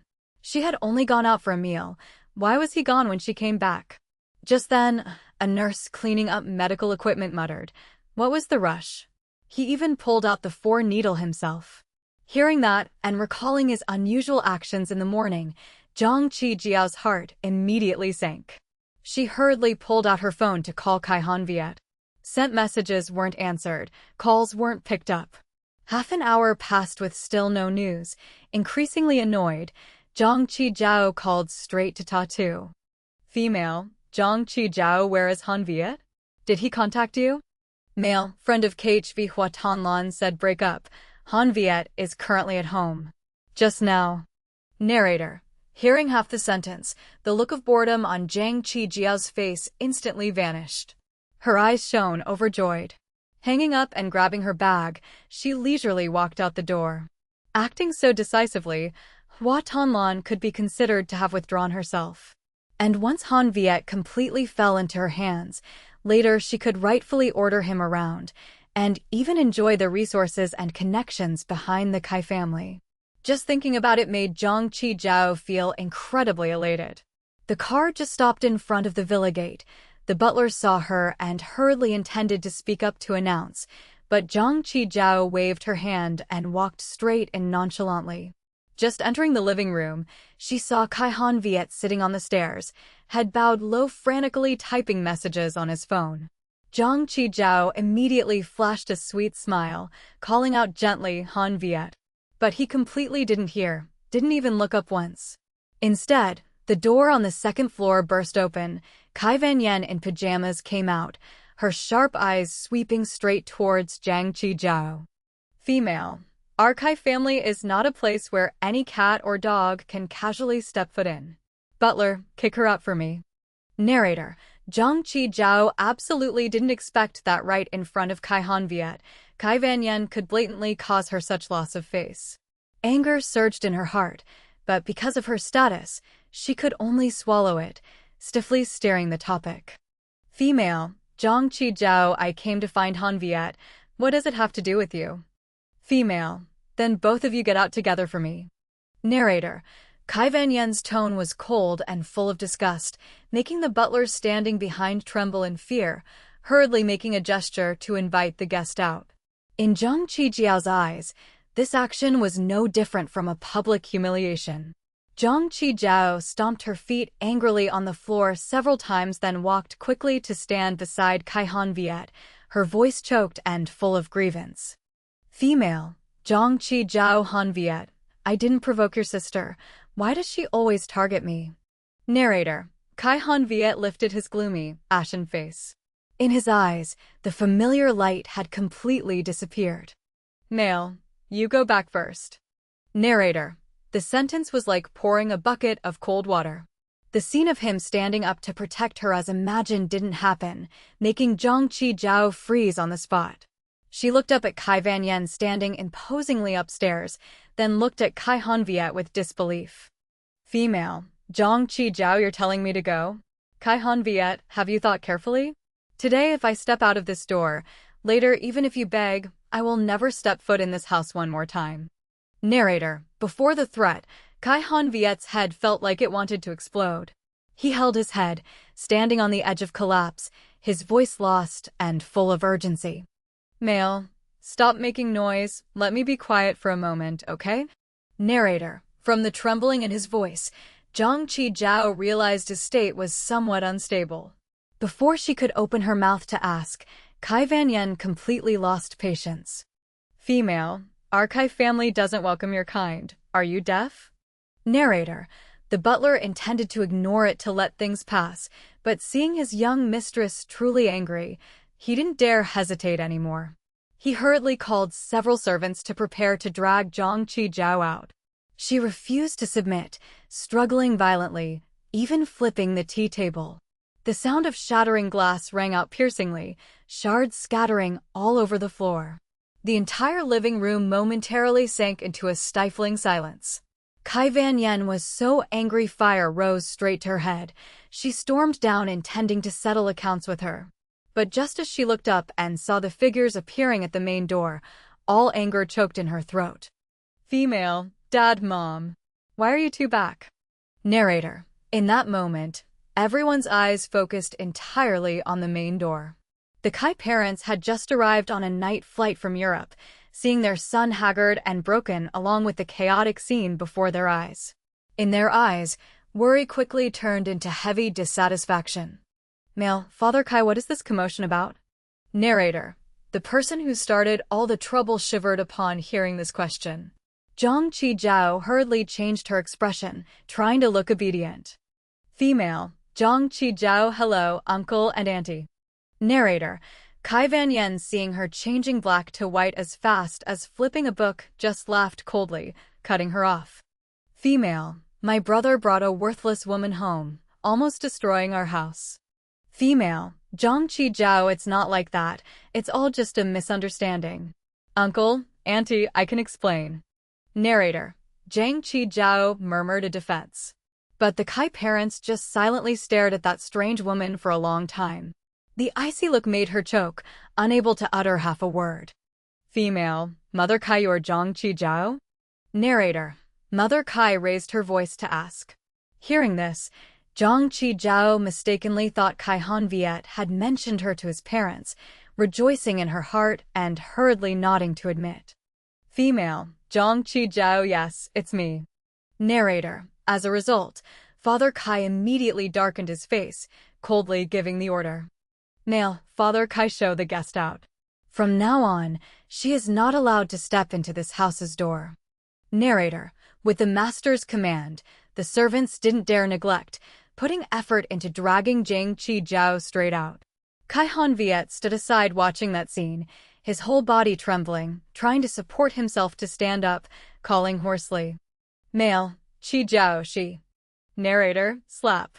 A heavy slap landed on his face, making him stagger. Father Kai was furious to the extreme, his voice full of disappointment.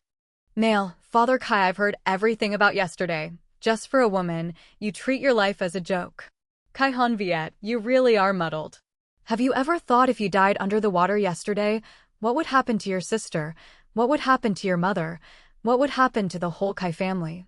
Let me tell you, regarding that girl Zhang Qijiao, in this life, your mother, and I will absolutely never agree to let her step into the Kai family door. You want to? Then get out of the Kai family, otherwise immediately cut ties with her. Narrator. Although a distance away, Zhang Qijiao heard these words clearly. Her face instantly turned white as a sheet of paper. She couldn't have expected just a casual remark earlier could ignite the fuse, causing the conflict to explode, even alarming the Kai parents. If it was truly as they said, then was there absolutely no hope left between her and Kai Hanviet in this life? Being dragged to the door and roughly thrown to the ground. In Zhang Qijiao's heart was both unwillingness and panic. She struggled to swallow all the turmoil, pulled out her phone, and frantically sent Kai Hanviet over a dozen messages to explain. However, as every minute and second passed, the sky gradually darkened, and the screen remained silent without displaying any reply. Looking at the empty chat interface, Zhang Qijiao felt even more uneasy. She hurriedly called a car intending to find some close sisters to discuss countermeasures. On the way, she also constantly contacted Kai Hanviet's friends, hoping to hear some news. Very quickly news was relayed back, but absolutely not what she wanted to hear. Mail, friend of KHV Han Viet, spent the entire afternoon texting and calling everywhere to ask for Hua Tonlan's whereabouts after the breakup. We almost turned the entire city of Kin back upside down but still have no news related to her. He's about to go crazy. Narrator. Did Kai Han Viet become soul lost like that because of Hua Tonlan? This shock hitting Zhang Qijiao's head was 100,000 times heavier than the harsh words from the Kai parents just now. She never thought a substitute who had left could make Kai Han Viet ignore her without even caring. In that moment, the panic in Zhang Qijiao's heart instantly turned into rage, her face covered with a layer of gloom. But after the anger passed, the emotions surging in her were more mockery and dissatisfaction. Hua Tonlan, on what basis? After being scolded profusely by his parents, Kai Han Viet was locked in his room to reflect.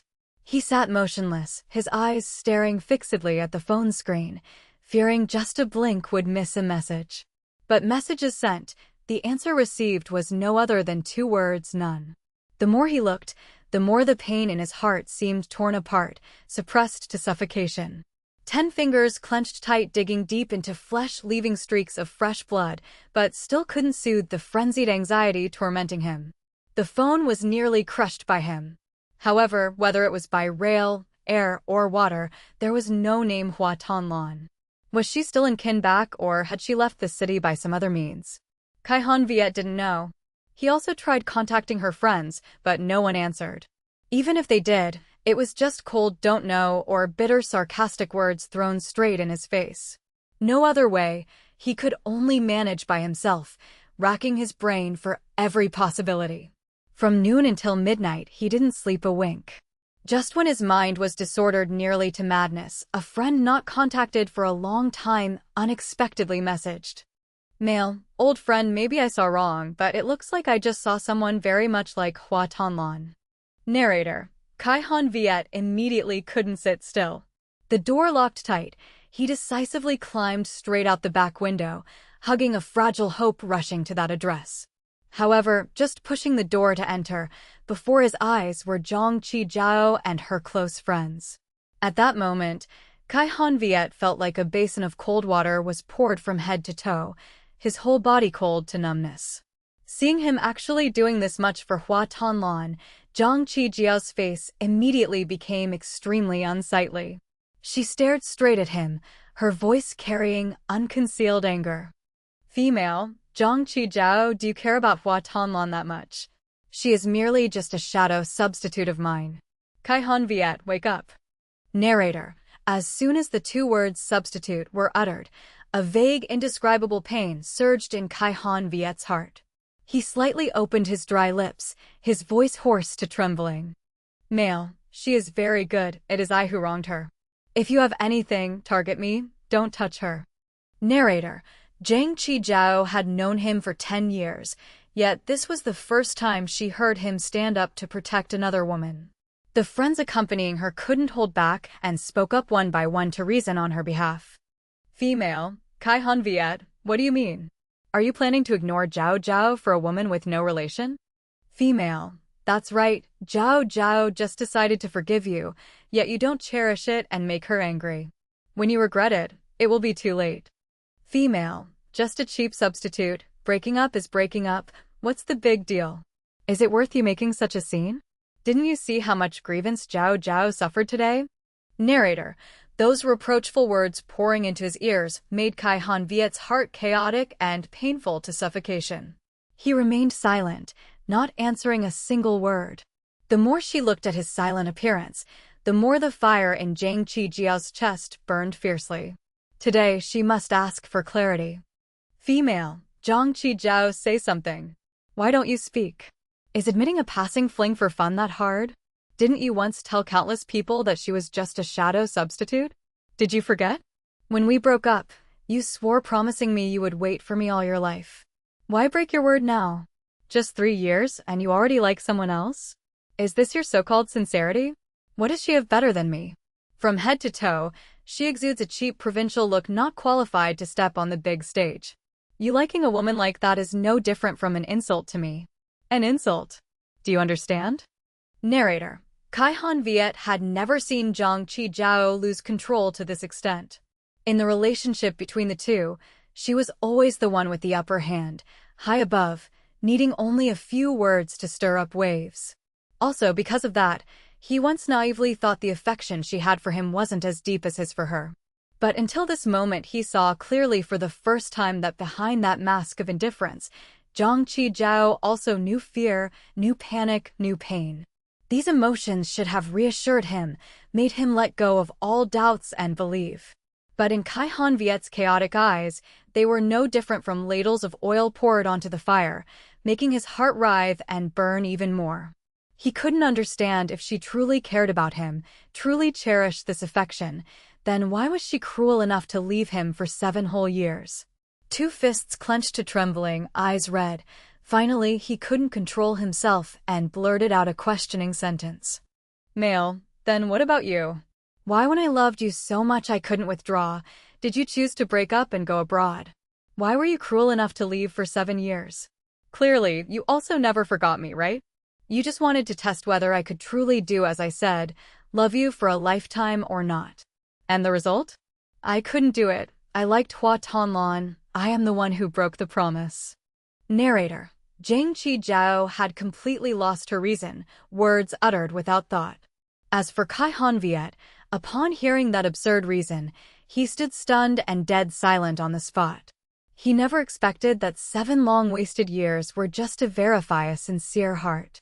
When they were together, he gave everything, even nearly placing his life in her hands. After breaking up, he declined for 3 years, struggling to recover. Yet in her eyes, all that love was fake, all sincerity was deception.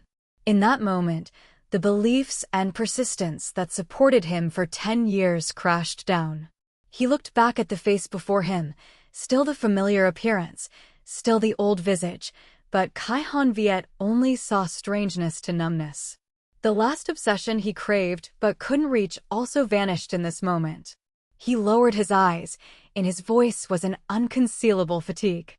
Male, correct, I broke the promise. Then let's end it here. Narrator. Time passed day by day. Kai-Han Viet tried every way, but couldn't hear any news about Hua Tonlan. She disappeared as if evaporating from the human world, leaving no trace. From 1 month, half a year, to 3 years, he never gave up searching for her shadow.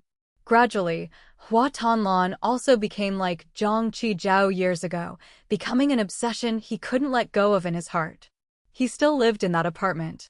Every morning, waking up facing the familiar room where everything was different, he would space out for a long time. Every trace related to her had long been erased. The only thing left to remember the past time was only a few meager photos in his phone. 3 years together, a total of only 7 photos. Kai-Han Viet flipped through them over and over again.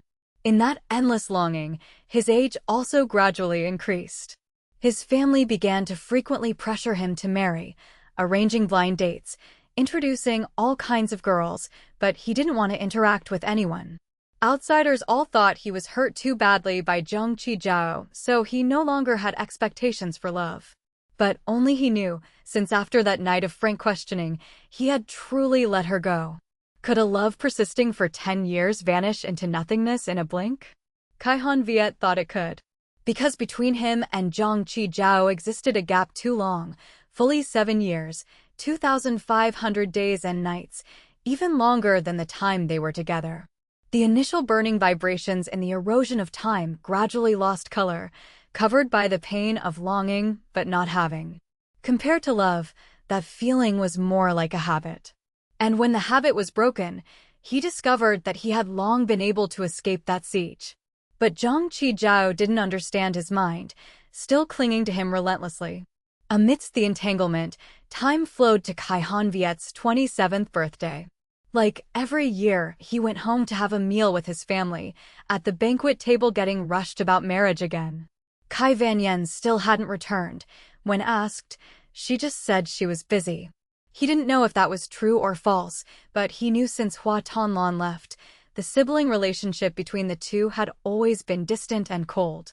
Already heavy-hearted and constantly pressured to marry, Kai-Han Viet felt annoyed, so drank more than usual. Just returning, he happened to meet Kai Van-yen at the door. He called her. Mail, I drank alcohol, drive me home. Narrator, Kai Van-yen, face full of annoyance, was just about to refuse, but was forced by her parents' commanding eyes, reluctantly getting in the car. Throughout the journey, she didn't say a word, face icy. The tense atmosphere made Kai Han-viet's mood sink lower and lower. He pondered for a long time before opening his mouth. Mail, are you planning to avoid me forever like this? Avoiding facing each other isn't necessary. Isn't less contact better? Narrator, Kai Van-yen flatly rejected, not giving a bit of face. Seeing that tough attitude, Kai Han-viet involuntarily reached up to pinch his glabella, trying to suppress the irritation. Mail, the past matter was me wronging Tonlon. I apologize to you. Can you stop calculating forever? Mom and Dad are watching. You keep making a scene like that. Do you think their hearts feel easy? Narrator, hearing him even drag parents out as a shield, Kai Van-yen really was speechless, tossing a lightly mocking glance, too lazy to even restrain. Female, Van-yen, now you know to fear parents worrying? Then that year when you lived and died for Zhang Qijiao, why didn't you think of them? Stop pretending to be a big brother in front of me. I said it, I don't acknowledge a brother like you. Narrator, after venting the dissatisfaction in her heart, Kai Van-yen decisively opened the music list and turned it on, too lazy to continue arguing. In the cramped car cabin, only the sound of loud, heavy metal music echoed. Kai Han-viet couldn't squeeze in a word, could only open the window to let the night wind carry the neon lights from the street in. Unknown how long passed, the playlist ended, then automatically restarted from the beginning. The opening song turned into a sad love song. The piano sound gently rang out, melodious and soothing. The gloom in Kai Han-viet's heart only then gradually settled. He leaned back in the seat, closing his eyes, intending to rest a bit. Female, singing, watching the sunset drop the curtain, stars and clouds wave in response. Where will the wind drift? Narrator, the soft, gentle singing voice rang out. Kai Han-viet immediately opened his eyes wide, unconsciously looking towards the screen. Kai Van-yen reacted extremely fast, her hand swiftly pressing to the next song. Even though he didn't catch the singer's name, just with that hurried action, he was even more certain. The voice just now was Hua Tonlan's. He suddenly turned his head, his sharp gaze sweeping straight across his sister's face. In just an instant, he caught the moment of confusion flash and disappear, replaced by a forced calm, intentionally changing the subject. Female, Van-yen, we're here, get out. Narrator, watching Kai Van-yen's figure almost fleeing into the house, the premonition in Kai Han-viet's heart grew stronger. He hurriedly returned to open his laptop, typing in the few lyrics he just heard. Very quickly, the search engine displayed the result. The star I haven't met, singer Hua Tonlan. As soon as the 3 words Hua Tonlan hit his eyes, Kai Han-viet was dead silent. In his mind flashed the songs she used to compose in her free time, her eyes shining when talking about the dream of becoming a professional singer. He repeatedly stared at that line of text countless times, then quickly searched for that name. Hua Tonlan, female, 24 years old, rookie singer under Ing Music. March 2024, officially debuted with debut album Galaxy Travel. Ing Music? Kai Han-viet gripped the mouse, his eyes flashing with a chaotic light between surprise, regret, and hope. Kai Han-viet flipped through contacts, luckily finding the contact of Ing Music's CEO. He didn't hesitate a second, immediately sending a message. Shortly after, the other side replied very politely, explaining the situation clearly, then introducing him to a WeChat. That person was Tran Chi, currently Hua Tonlan's manager, also the first person to discover and bring her into the company. From Tran Chi, Kai Han-viet learned the whole truth. It turned out the reason Hua Tonlan disappeared for 3 years was to sign a contract with Ing Music, participating in secret training. When the training phase ended, the company immediately put effort into shaping her, releasing her debut album. The album just launched received countless praises, creating quite a buzz both inside and outside the industry. It was just that Kai Han-viet never cared about the music scene, so completely didn't know. Facing this series of unexpected news, he felt like a fan of rain struck him from the sky, dizzy to the point of not being able to distinguish his feelings. The joy of reuniting, the relief because the obsession was resolved, the torment suppressed for so long, along with the uncertainty about tomorrow, so many emotions surged up, mixing into a tide flooding his mind. That night he stayed up all night, constantly searching online for all information related to Hua Tonlan, as if wanting to make up for the empty 3 years in just one night. As soon as dawn broke, he immediately went to Ying Music's headquarters. Sitting in the meeting room, he waited for 3 full hours. Then the moment the door opened, the familiar figure walked in. Kai Hanviet's heart seemed to stop beating for a few beats. 3 years not meeting, Hua Tonlan was more mature than before, her whole person exuding a confident and free aura.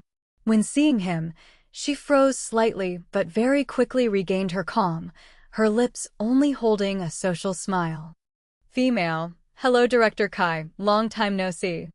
Narrator. The distant address caused a flash of disappointment in Kai Hanviet's eyes. Male. Long time no see. Must you be so polite? Narrator. Hearing that response, Tranchi following behind immediately startled, hurriedly interjecting to smooth things over. Nail. Tranchi, sir, don't overthink. We just feel calling you Director Kai is more polite. Narrator. With Tranchi supporting, Hua Tonlan also didn't need to beat around the bush anymore. She nodded slightly as a response, then sat down, casually opening the contract placed on the table. Last night, she just received a notification saying there was a project needing negotiation. So early in the morning, she rushed to the company. On the way, she received a message from Kai Van Yen. In her heart, she vaguely guessed the person seeking her this time was Kai Hanviet. Half a month ago, when returning from Vienna, she heard from many people about the things he did in the past 3 years to search for her. Besides surprise, suspicion also rose in her heart. Clearly back then he only considered her a shadow substitute. Clearly Zhang Qijiao agreed to return to his side, so why was he still lingering endlessly, being so stubborn towards someone who left like her? Therefore, waiting until the negotiation ended, and only 2 people remained in the meeting room, Hua Tonlan didn't beat around the bush anymore, frankly speaking up to clarify. Female. Recently, the Kai family just advanced into the film and television industry. The hottest music program in your hands fell right to a rookie like me. Surely it's not a coincidence, right? Narrator. Hua Tonlan's decisiveness, mixed with politeness, made the flame of expectation burning in Kai Hanviet's heart gradually cool. He looked at her tightly, wanting to find a trace of the old familiarity.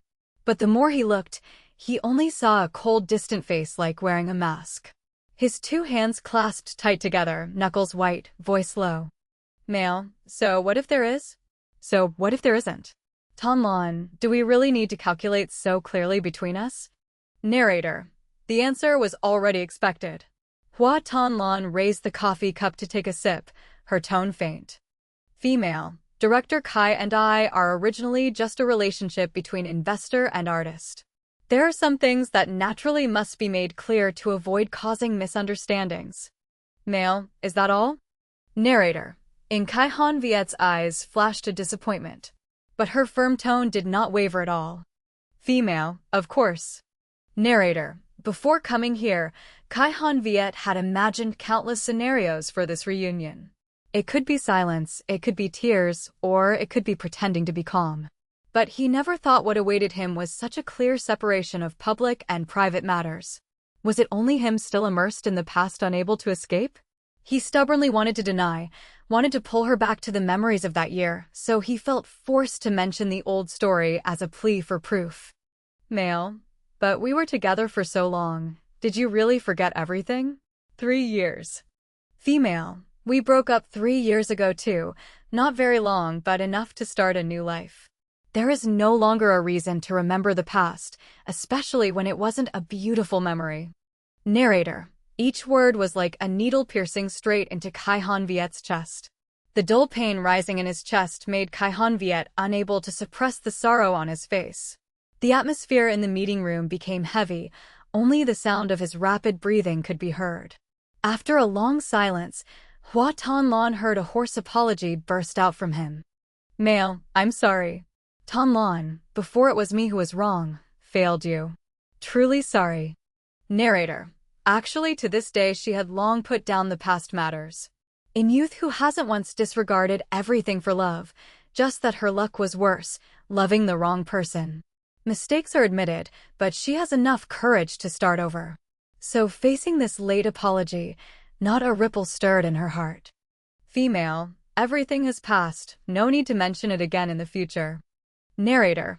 Saying that Hua Tonlan stood up and left the meeting room. An unexpected reunion ended swiftly like that. Waiting outside for a long time, Tran Chi, seeing her come out, immediately ran over, voice full of excitement. Male. Tran Chi Tonlan, are you and Director Kai old acquaintances? Was the talk just now pleasant?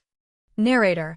Knowing his personality well, Hua Tonlan heard and guessed the intention, weighing her words to answer. Female. My friend's brother, met a few times before, talked normally, not close at all. Narrator. Tran Chi smiled even more slyly, constantly winking. Male. Tran Chi tricking me again, right? If truly normal, then why did the hot slot that people fight to death for fall right into the hands of a rookie like you? Tell me the truth, do you have an umbrella in the industry so later I have an excuse to step out and fight for you? Female. If you truly had a back door, would you still have to roll around with you for these past years? Brother Tran, stop dreaming distorted thoughts.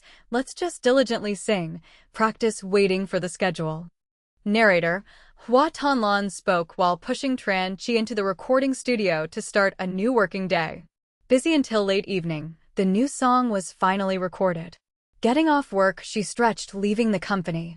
Just going downstairs, she saw Kai Vanyan standing far away waving. Although the day she returned to the country they met, for half a month due to work and moving being too busy, both only contacted via phone. Tomorrow, having a day off, the two sisters agreed to go out. They stopped by the old restaurant they used to like to eat a delicious meal, then watched a movie together. When leaving the theater, it was past 11. Hua Tonlan decisively took her sister to her new apartment. Just stepping in the door, seeing ready new slippers, new pajamas along with all kinds of living items prepared for herself, Kai Vanyan was so happy she didn't know what to do. She pulled Hua Tonlan to sit on the sofa eating snacks, watching movies while chatting about random things. That scene, compared to the days still in school, was no different. Both felt like returning to the carefree time, hearts involuntarily rising with many sentiments. Female. Vanyan, what? This morning Kai Viet sought you out?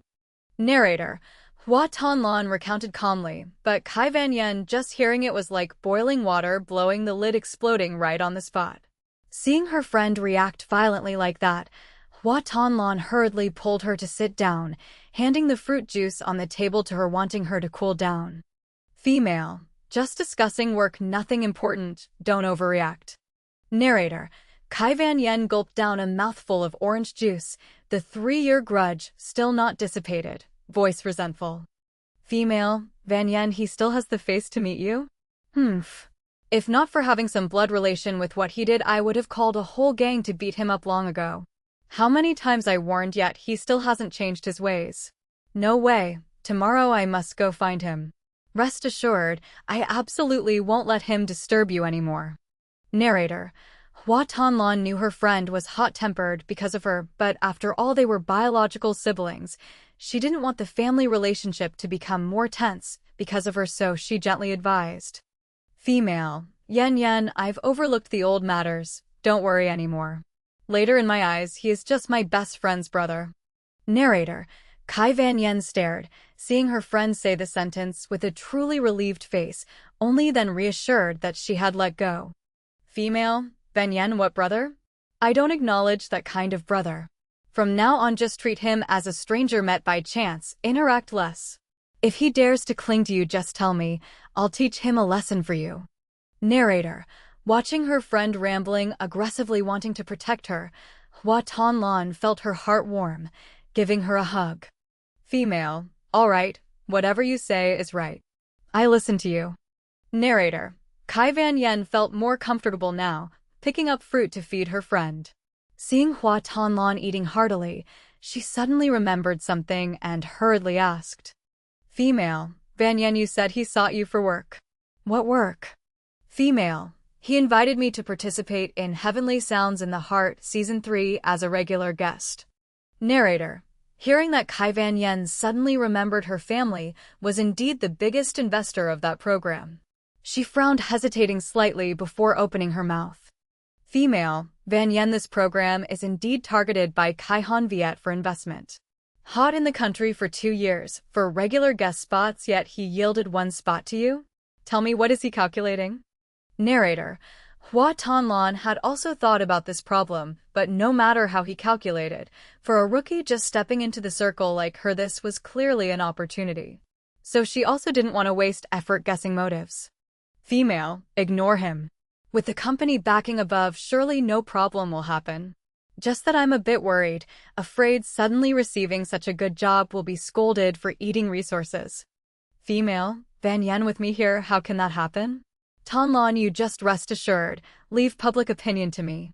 If anyone dares say you sit idly enjoying benefits, I will directly pull people to set up a separate music show for you, letting the whole world know what is called talent. Narrator. Seeing her friend willing to let go of the grudge, Hua Tanlan also sighed in relief, playing along. Female. Only me participating, will anyone watch? Or you call all the veteran artists in the circle to be guests for me?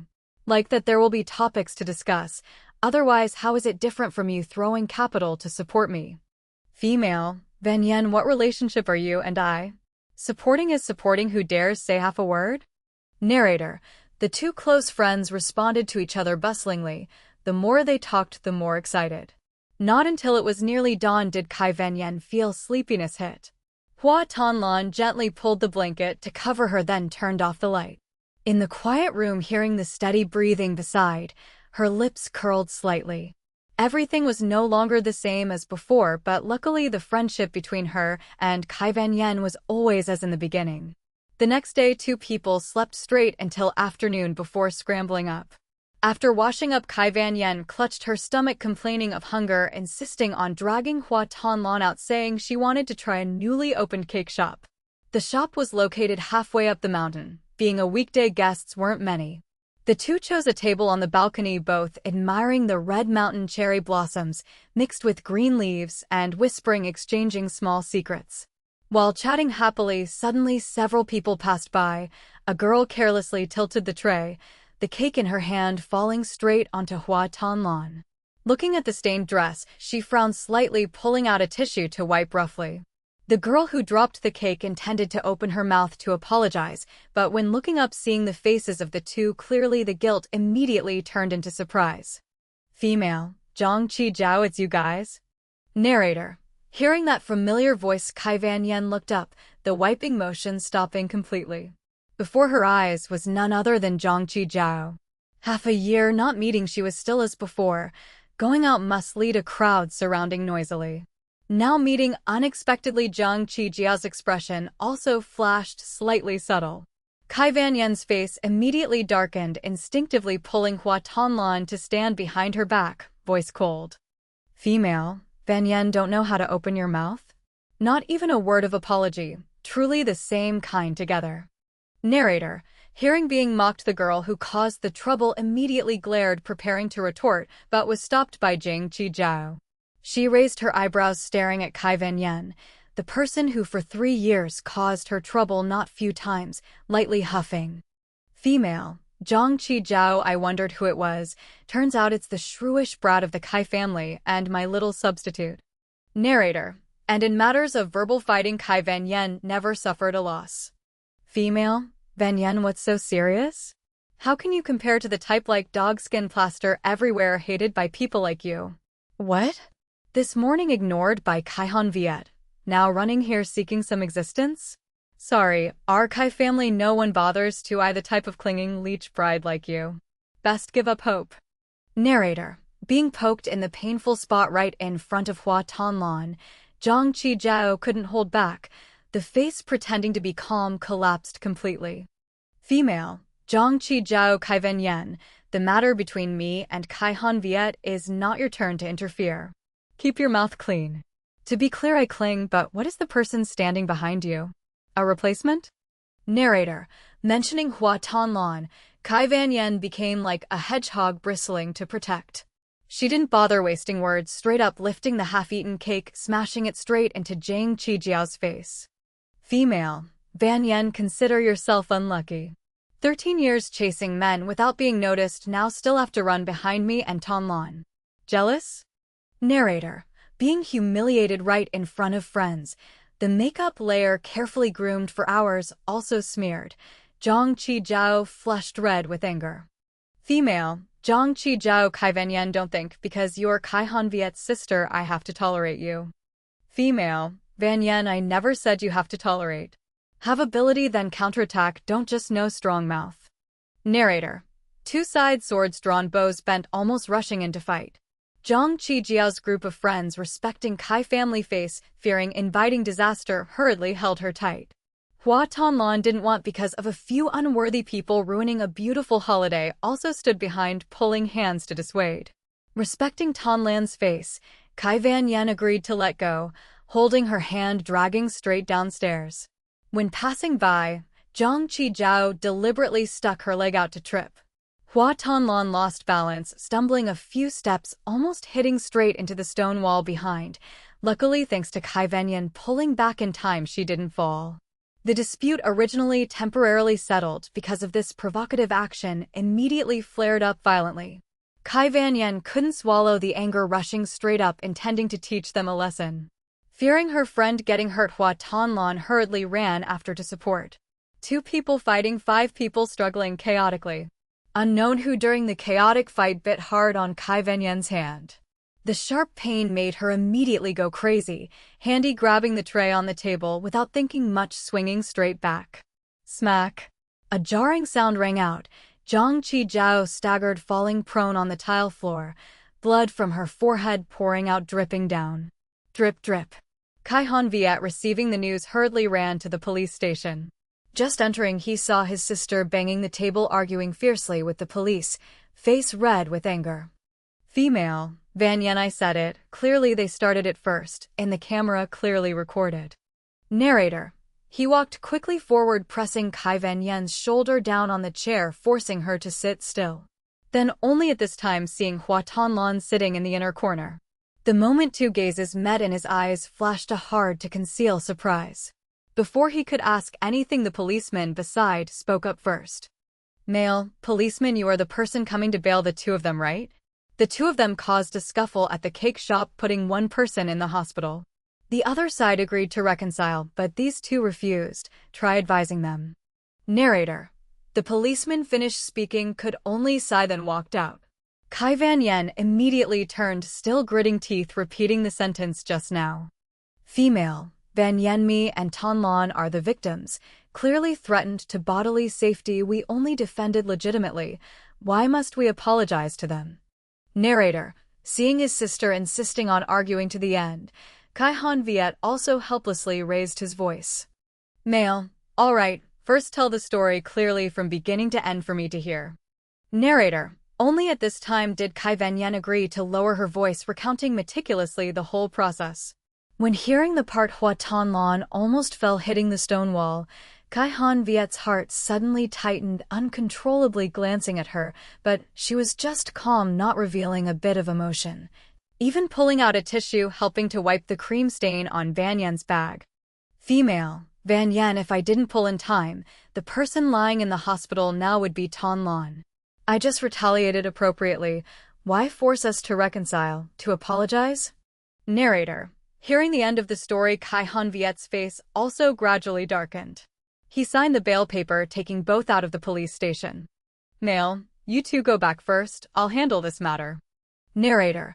Watching the car carrying them disappear from sight, Kai Hanviet turned his eyes towards the hospital dozens of meters away. Zhang Qijiao was lying in room 1406. When he pushed the door entering, she just finished the last checkup item, still a few girlfriends surrounding the bed noisily advising. Female. Friend of GCG Zhao Zhao, offending the Kai family, we can't bear it, it's just a small wound, let it go. Kai Van Yen is originally a shrewish brat, later seeing her avoid far for safety, don't let her go crazy again. Narrator. Already aggrieved in heart, Zhang Qijiao, hearing that, felt even harder to swallow, just about to explode when suddenly seeing Kai Hanviet. In an instant, the face burning with anger changed to a weak, aggrieved look, eyes immediately teary. Female, Zhang Qi Jiao Han Viet, I knew it. I knew you still haven't forgotten me. Surely you would come visit me. Narrator. Several girlfriends glanced at each other very understandingly, hurriedly finding excuses to leave, giving private space for the two. Waiting until the door closed, Kai Han Viet turned, eyes indifferent. For 3 years, from social parties, chance meetings in life, to later when he returned to Kai Corporation, regardless work or daily life, he and Zhang Qijiao at least bumped faces 4 times a week. He told her countless times that between the two it was completely finished. But she never agreed to accept, stubbornly believing he was just still angry, so insisted on clinging to him. Gradually, he didn't bother wasting words anymore. She wanted to stage all kinds of accidental meetings he ignored. The noisy conflicts between her and Kai Vanyan he also heard of, but mostly stopped at verbal arguments, so he didn't mind. He originally thought keeping silent, ignoring for years Zhang Qijiao, sooner or later would understand. But no, that neglect didn't make her sober, but instead made her rely even more unreasonable. The image of Hua Tanlan almost falling into the wall kept repeating in his head, making Kai Han Viet uncomfortable to the point of unable to suppress. He looked at her coldly, seeing her teary, pretending pitiful, reaching out wanting to hold him. The moment the hand was about to touch, he straight up backed away a few steps, voice lowering hard.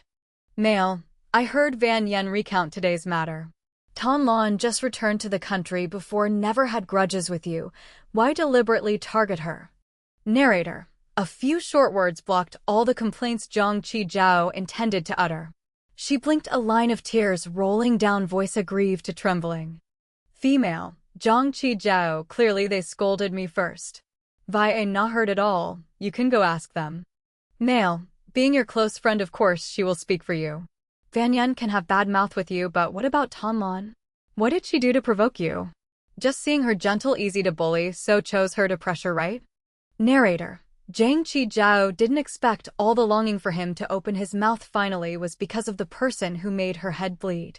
The choke surged, turning into unruliness. She burst out bitterly. Female, Zhang Qijiao, correct, I just don't like her. So what? If not for her, how would we reach this state? You defending her now is no different from looking down on me. Narrator. Kai Han Viet laughed coldly, eyes deep as dark abyss, each word pounding down. Male, why should I care about a person broken up 10 years ago? Zhang Qijiao, I told you countless times we ended long ago. It is you yourself refusing to believe. Narrator. Hearing him coldly drop that sentence, Zhang Qijiao completely lost control. Female, Zhang Qijiao, didn't you and her also break up 3 years ago? Both are ex-girlfriends. She is just my substitute. Why do you have to care? Didn't you once promise to love me all life? Narrator. The scene of her crying, screaming Kai Han Viet had seen to boredom for 3 years, no longer a bit moved. Phone chimed a few times. He opened, seeing secretary sent message, voice immediately cold as ice. Male, 5 cooperation projects between Kai family and Zhang family. I halted all. Continuing to restore or not still depends on your attitude. If still dare cause trouble for Van Yen and Tanlan like today, bear the consequences yourself. Narrator. Hearing him say that, Zhang Qijiao startled, looking up, eyes filled with disbelief, horror. Female, Zhang Qijiao, what did you say? Just to defend them you want to treat me like that? Clearly the injured person is me? Narrator. Kai Han Viet's patience ran dry. He just glanced at her one last time and his eyes only remained indifference to cruelty. Male. Van Yen is my biological sister and Tanlan is the person I care about most. Don't you understand? Narrator. Saying that he turned, walking straight, not looking back. The door closed with a bang, leaving in the room Zhang Qijiao's heartbreaking cry, but Kai Han Viet didn't turn his head. Hua Tanlan took Kai Van Yen home, both changed the clothes that were dirted. The maid prepared dinner ready. 2 sisters ate while chatting about daytime matters. Just finished meal, phone rang. It was Kai Han Viet calling. Male, I finished work, where are you two? Let's eat dinner together, I still have some things to ask. Narrator. Kai Van Yen put down chopsticks, voice dragging, indifferent. Female, Van Yen, no need, I and Tanlan ate. You have business, then say it straight, don't disturb my gathering with her. Male, then go out for coffee? It's still early, after all we are biological siblings. Narrator. Kai Van Yen, just hearing guessed the intention, immediately huffing coldly. Female. Van Yen, the person hit was me, the trouble caused was me, nothing related to Tan Lan at all. You saying asking matters, just wanting excuse to meet her. I tell you, between you and her now nothing left. You better scrap all those thoughts. Narrator.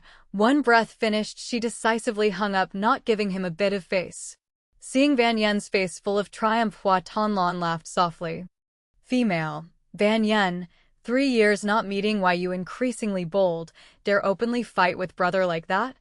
Female. Van Yen, isn't it because wanting to protect you from suffering loss? You think I'm easy? Narrator. The short holiday quickly ended. Hua Tanlan stepped into the intense work cycle lasting for 3 consecutive months. The program Heavenly Sounds in the Heart also officially recorded. As soon as the guest list was announced, public opinion immediately surged.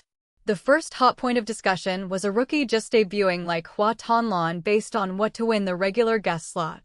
Before the rushing wave of suspicion, Tin Music quickly took the opportunity to release the second album composed by herself, Moonlight, that year. Under continuous heat from media, this album directly broke the rookie chart record silent for 10 years, dominating the highest position on many music platforms. The company also released a documentary publicizing the entire album creation process. Just overnight, Hua Tanlan's fan count jumped from a few thousand to 1 million.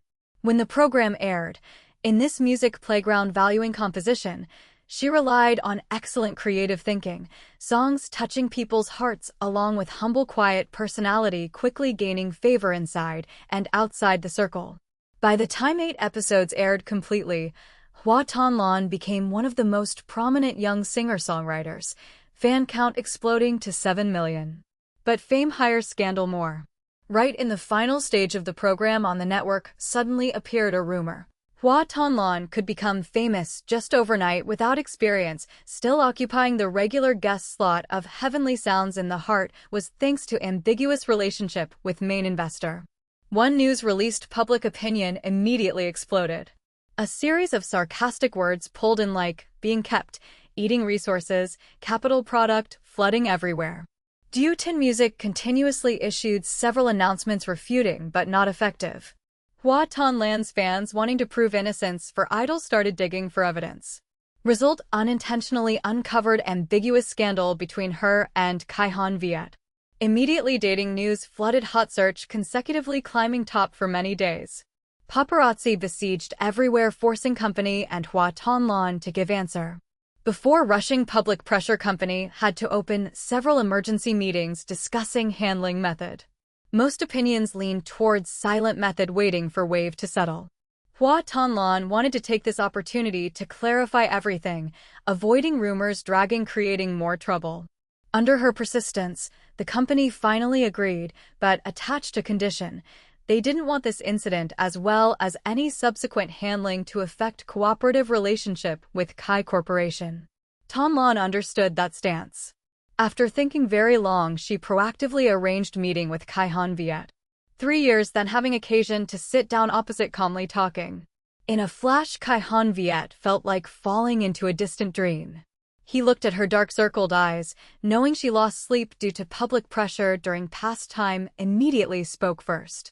Male, regarding this romance rumor, if not convenient for you to speak up, I can issue statement on your behalf. Female, how do you plan to say? Male, just say the truth. Narrator, hearing that, Hua Tanlan fell silent. These past few months, under the name of work, he constantly appeared beside her, time and again expressing goodwill, standing out to protect. She understood he still had entanglement with past matters due to guilt so lingering, not letting go. But in her eyes, everything ended early. Hard to have once able to calmly sit back, Hua Tanlan thought very long, then still decided to speak clearly. Female, the matter between me and you indeed once made me hard to stay out. But time passed, I also walked out of there, no need to define right-wrong anymore. I know you always feel guilty towards me, so back then lingered, didn't dare say breakup, later constantly asking my news. Now you want to stand out bearing everything is still because of that reason. But if all matters are exposed before public opinion surely will become worse and worse. Whether siblings or companies, corporations, behind everyone will suffer influence. For the big picture, let me post this statement, and you keep silent is fine. Narrator. The next day, Hua Tonlan posted an article on official Weibo responding to all rumors recently. Female. Reading statement. Hello everyone, I am Hua Tonlan. Regarding issues recently being discussed, I would like to clarify as follows. First, online rumors about romance between me and director of Kai Corporation Hành Việt are true. Before I debuted, we were together for 3 years. After breaking up peacefully, I joined Tin Music, going abroad for training 3 years, until March this year officially returned, releasing album and starting career. During entire time, me and Mr. Kai always maintained proper friend relationship. Second, regarding me becoming regular guest of program, Heavenly Sounds in the Heart is due to organizer sending official invitation through company. And I am very honored to have opportunity participating in this beloved program with talented artists creating and performing new works.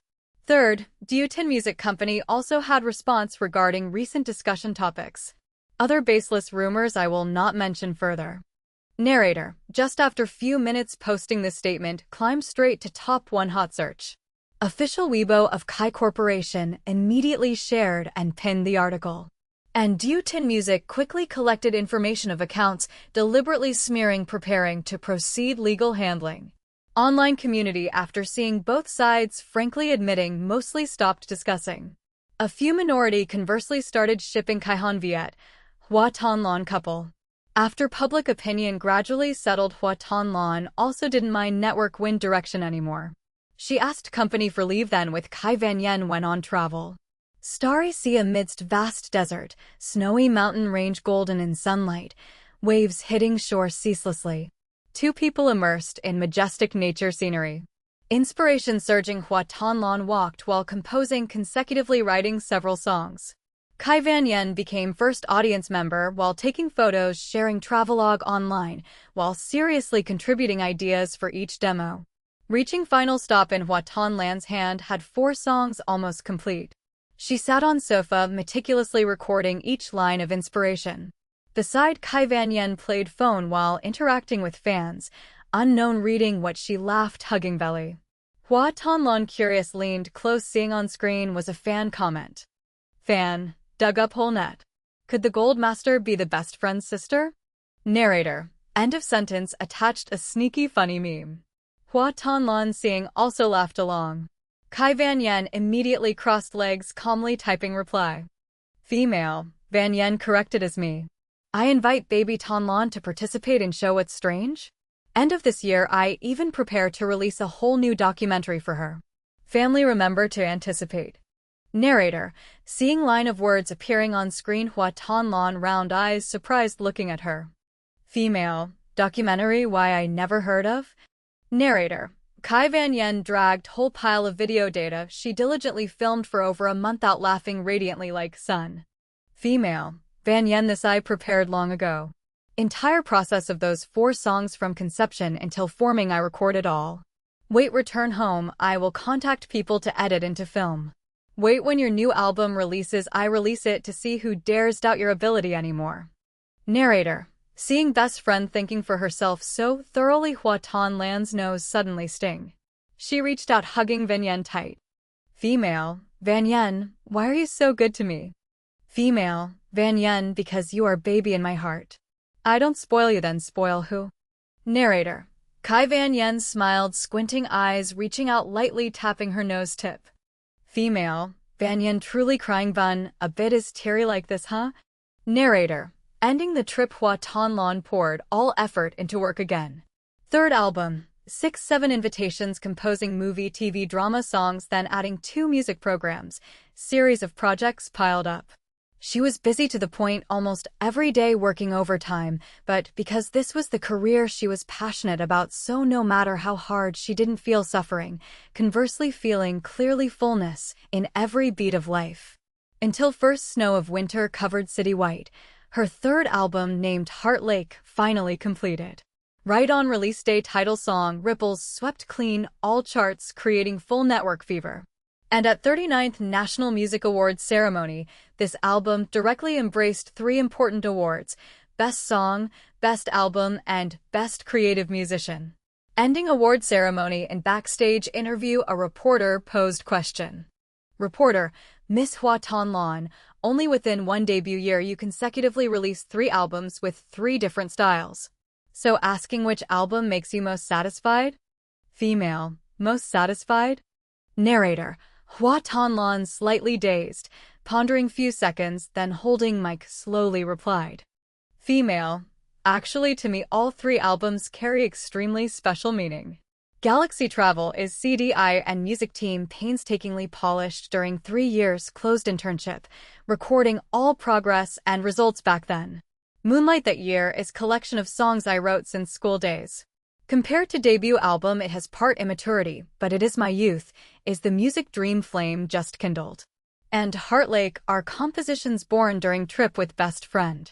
It represents my present. Regardless storm, regardless undercurrent, just need music, my heart will still find peace. Narrator: Just as she finished words, another reporter immediately cut in. Reporter: One more question.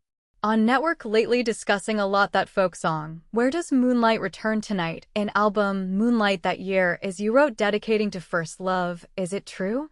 Narrator: Question just dropped, whole hall originally noisy, suddenly silent as sheet. Amidst countless flashlights flashing before face, Hua Tonlan smiled slightly, voice sincere rang out. Female: That's right, this is first song I personally composed, also gift I dedicated to my first love. Although that affection finally reached end, but I think vibrations and likes of beginning shouldn't be buried in regret. I want to bring it to all audience. Thank everyone for listening and understanding precious sincere heart sent in this song. I also wish everyone will be happy, and memories drifted far, just let it stop forever at that place. Narrator: Sitting below stage, Hành Việt hearing that answer was stunned. In head suddenly flashed a fragment of faded memory. 6 years ago when just agreed to date, every day Tonlan sent him long recording segments. He never had patience listening all, even once didn't open, only perfunctorily replying one word, yeah. Until his birthday that year, she held his hand entering bar excitedly saying wanting to sing for him first song she wrote. However, melody just rang out. He saw Zhang Qijiao's message in friend group saying craving a certain cake. He immediately hurriedly left. Waiting until Tonlan finished singing, stepping down stage, not seeing him, she first time cried in front of him. Hành Việt back then didn't understand what was sincere affection, only seeing her unreasonably causing trouble, cold face saying, I'm not interested in music. Just one sentence. From then on, Tonlan no longer sent any recording segment nor ever prepared more surprises like that. He knew her dream was always becoming singer, also knew she never stopped striving for that, but he didn't care nor ever minded. Song: Where Does Moonlight Return Tonight, song everyone rumored written dedicating to first love, Hành Việt until now still never heard fully once. And now wanting to hear her sing privately for himself once more was matter forever impossible. 3rd year after debut, Hua Tonlan organized first personal concert in van, and exactly 8 o'clock, when show opened, she sat on lift, gradually appearing middle of stage. In gymnasium holding 10,000 people, cheering sound rising waves, both ocean of blue light sticks belonging privately to her brilliant piercing night. In thousands of expectations and love, she like seniors she once looked up to years ago, raised voice singing loud. Female: Singing if sky once brightened stars for me, then that light will also forever follow you to go. Narrator: First row below stage, Kai Van Yen held camera, recording every moment, not missing a second. Friends who once left promise under status line back then would together attend stage belonging to Hua Tonlan, also all kept promise present today. In shouting sound like ocean, Tran Chi stood below stage looking at small slender figure on stage, tears falling ceaselessly. Male: Tran Chi, I said I would take you standing on most brilliant stage, I didn't lie to you. Tonlan, you are the best. Narrator: Below stage, tens of thousands of fans also harmonized following music beat with her singing all songs accompanying throughout past 3 years. Shouting sound, singing sound connecting layers like surging waves hitting straight up sky dome. From first song ripples to newest song long poem song, gifting seaside hua ton lon tiri hot. Before starting last song big screen behind projected a video. Moment years ago before leaving kin back to Vienna she once recorded in concert of favorite idol. Seeing image of herself back then on big screen in Hua Ton Land's heart rose myriad emotions, throat choked raising trembling voice. Female. Singing was always my dream and I also never stopped striving for it. But must say truth before I never understood clearly for a singer stage and audience exactly have what meaning. Until first time going to see concert I sprouted desire. There is a day I will stand on stage amidst 10,000 cheers, singing loud songs once making me passionate for all people liking me. Can say that is where my dream started. That time I was only 22 years old. Besides songs not yet in time to let friends listen and few relatives friends, beside almost I had nothing. But that was only temporary. I didn't let myself be tied down by harsh reality at place, but bravely stepped out a first step so today I could stand before everyone's eyes with status hua ton lon. Thank family for tolerance and understanding for choices having part impulsive of mine. Thank friends yen yen, do, a knock accompanying. Thank brother Tran Chi helping my dream come true and even more thank everyone present here. This last song, Where Does Moonlight Return Tonight, asking to be dedicated to myself of first day and also sending to all of you of present. Narrator. In vast sea of people cheering sound and clapping rang out like tidal wave hitting straight into chest. Amidst blinding light Hành Việt raised head quietly looking at girl on screen wearing long moonlight white dress. Just quietly standing there she was enough bright to match moon. Unknown why in that moment Hành Việt remembered first time meeting Hua Ton Lon. A warm spring day tree shade covering path. He just left library accidentally seeing two little girls walking in front in which one person had appearance very like Kai Van Yen, so intended stepping up to greet. From behind he raised hand knocking twice on back of sister's head. Sentence, planning to go where, not yet in time to burst out stopped. Because when that face turned back wasn't Kai Van Yen, but was a face, could evoke old memories, making his heart beat disorderly ceaselessly. In that moment almost he slipped mouth calling out another name. Until real sister stood beside patting consecutively twice he woke up. After siblings chatted few sentences he turned body, then met right clear innocent eyes like little deer curious looking at him. Auditorium space silenced a moment right after broke out in boiling cheering sound. Star music softly rang out. Right at this moment in Hành Viet's eyes also reflected figure of another person. When opening melody of last song rang out he followed stream of people standing up also raising highlight stick in hand. This time song once was love song written privately for him finally, he also heard her own mouth sing right at stage.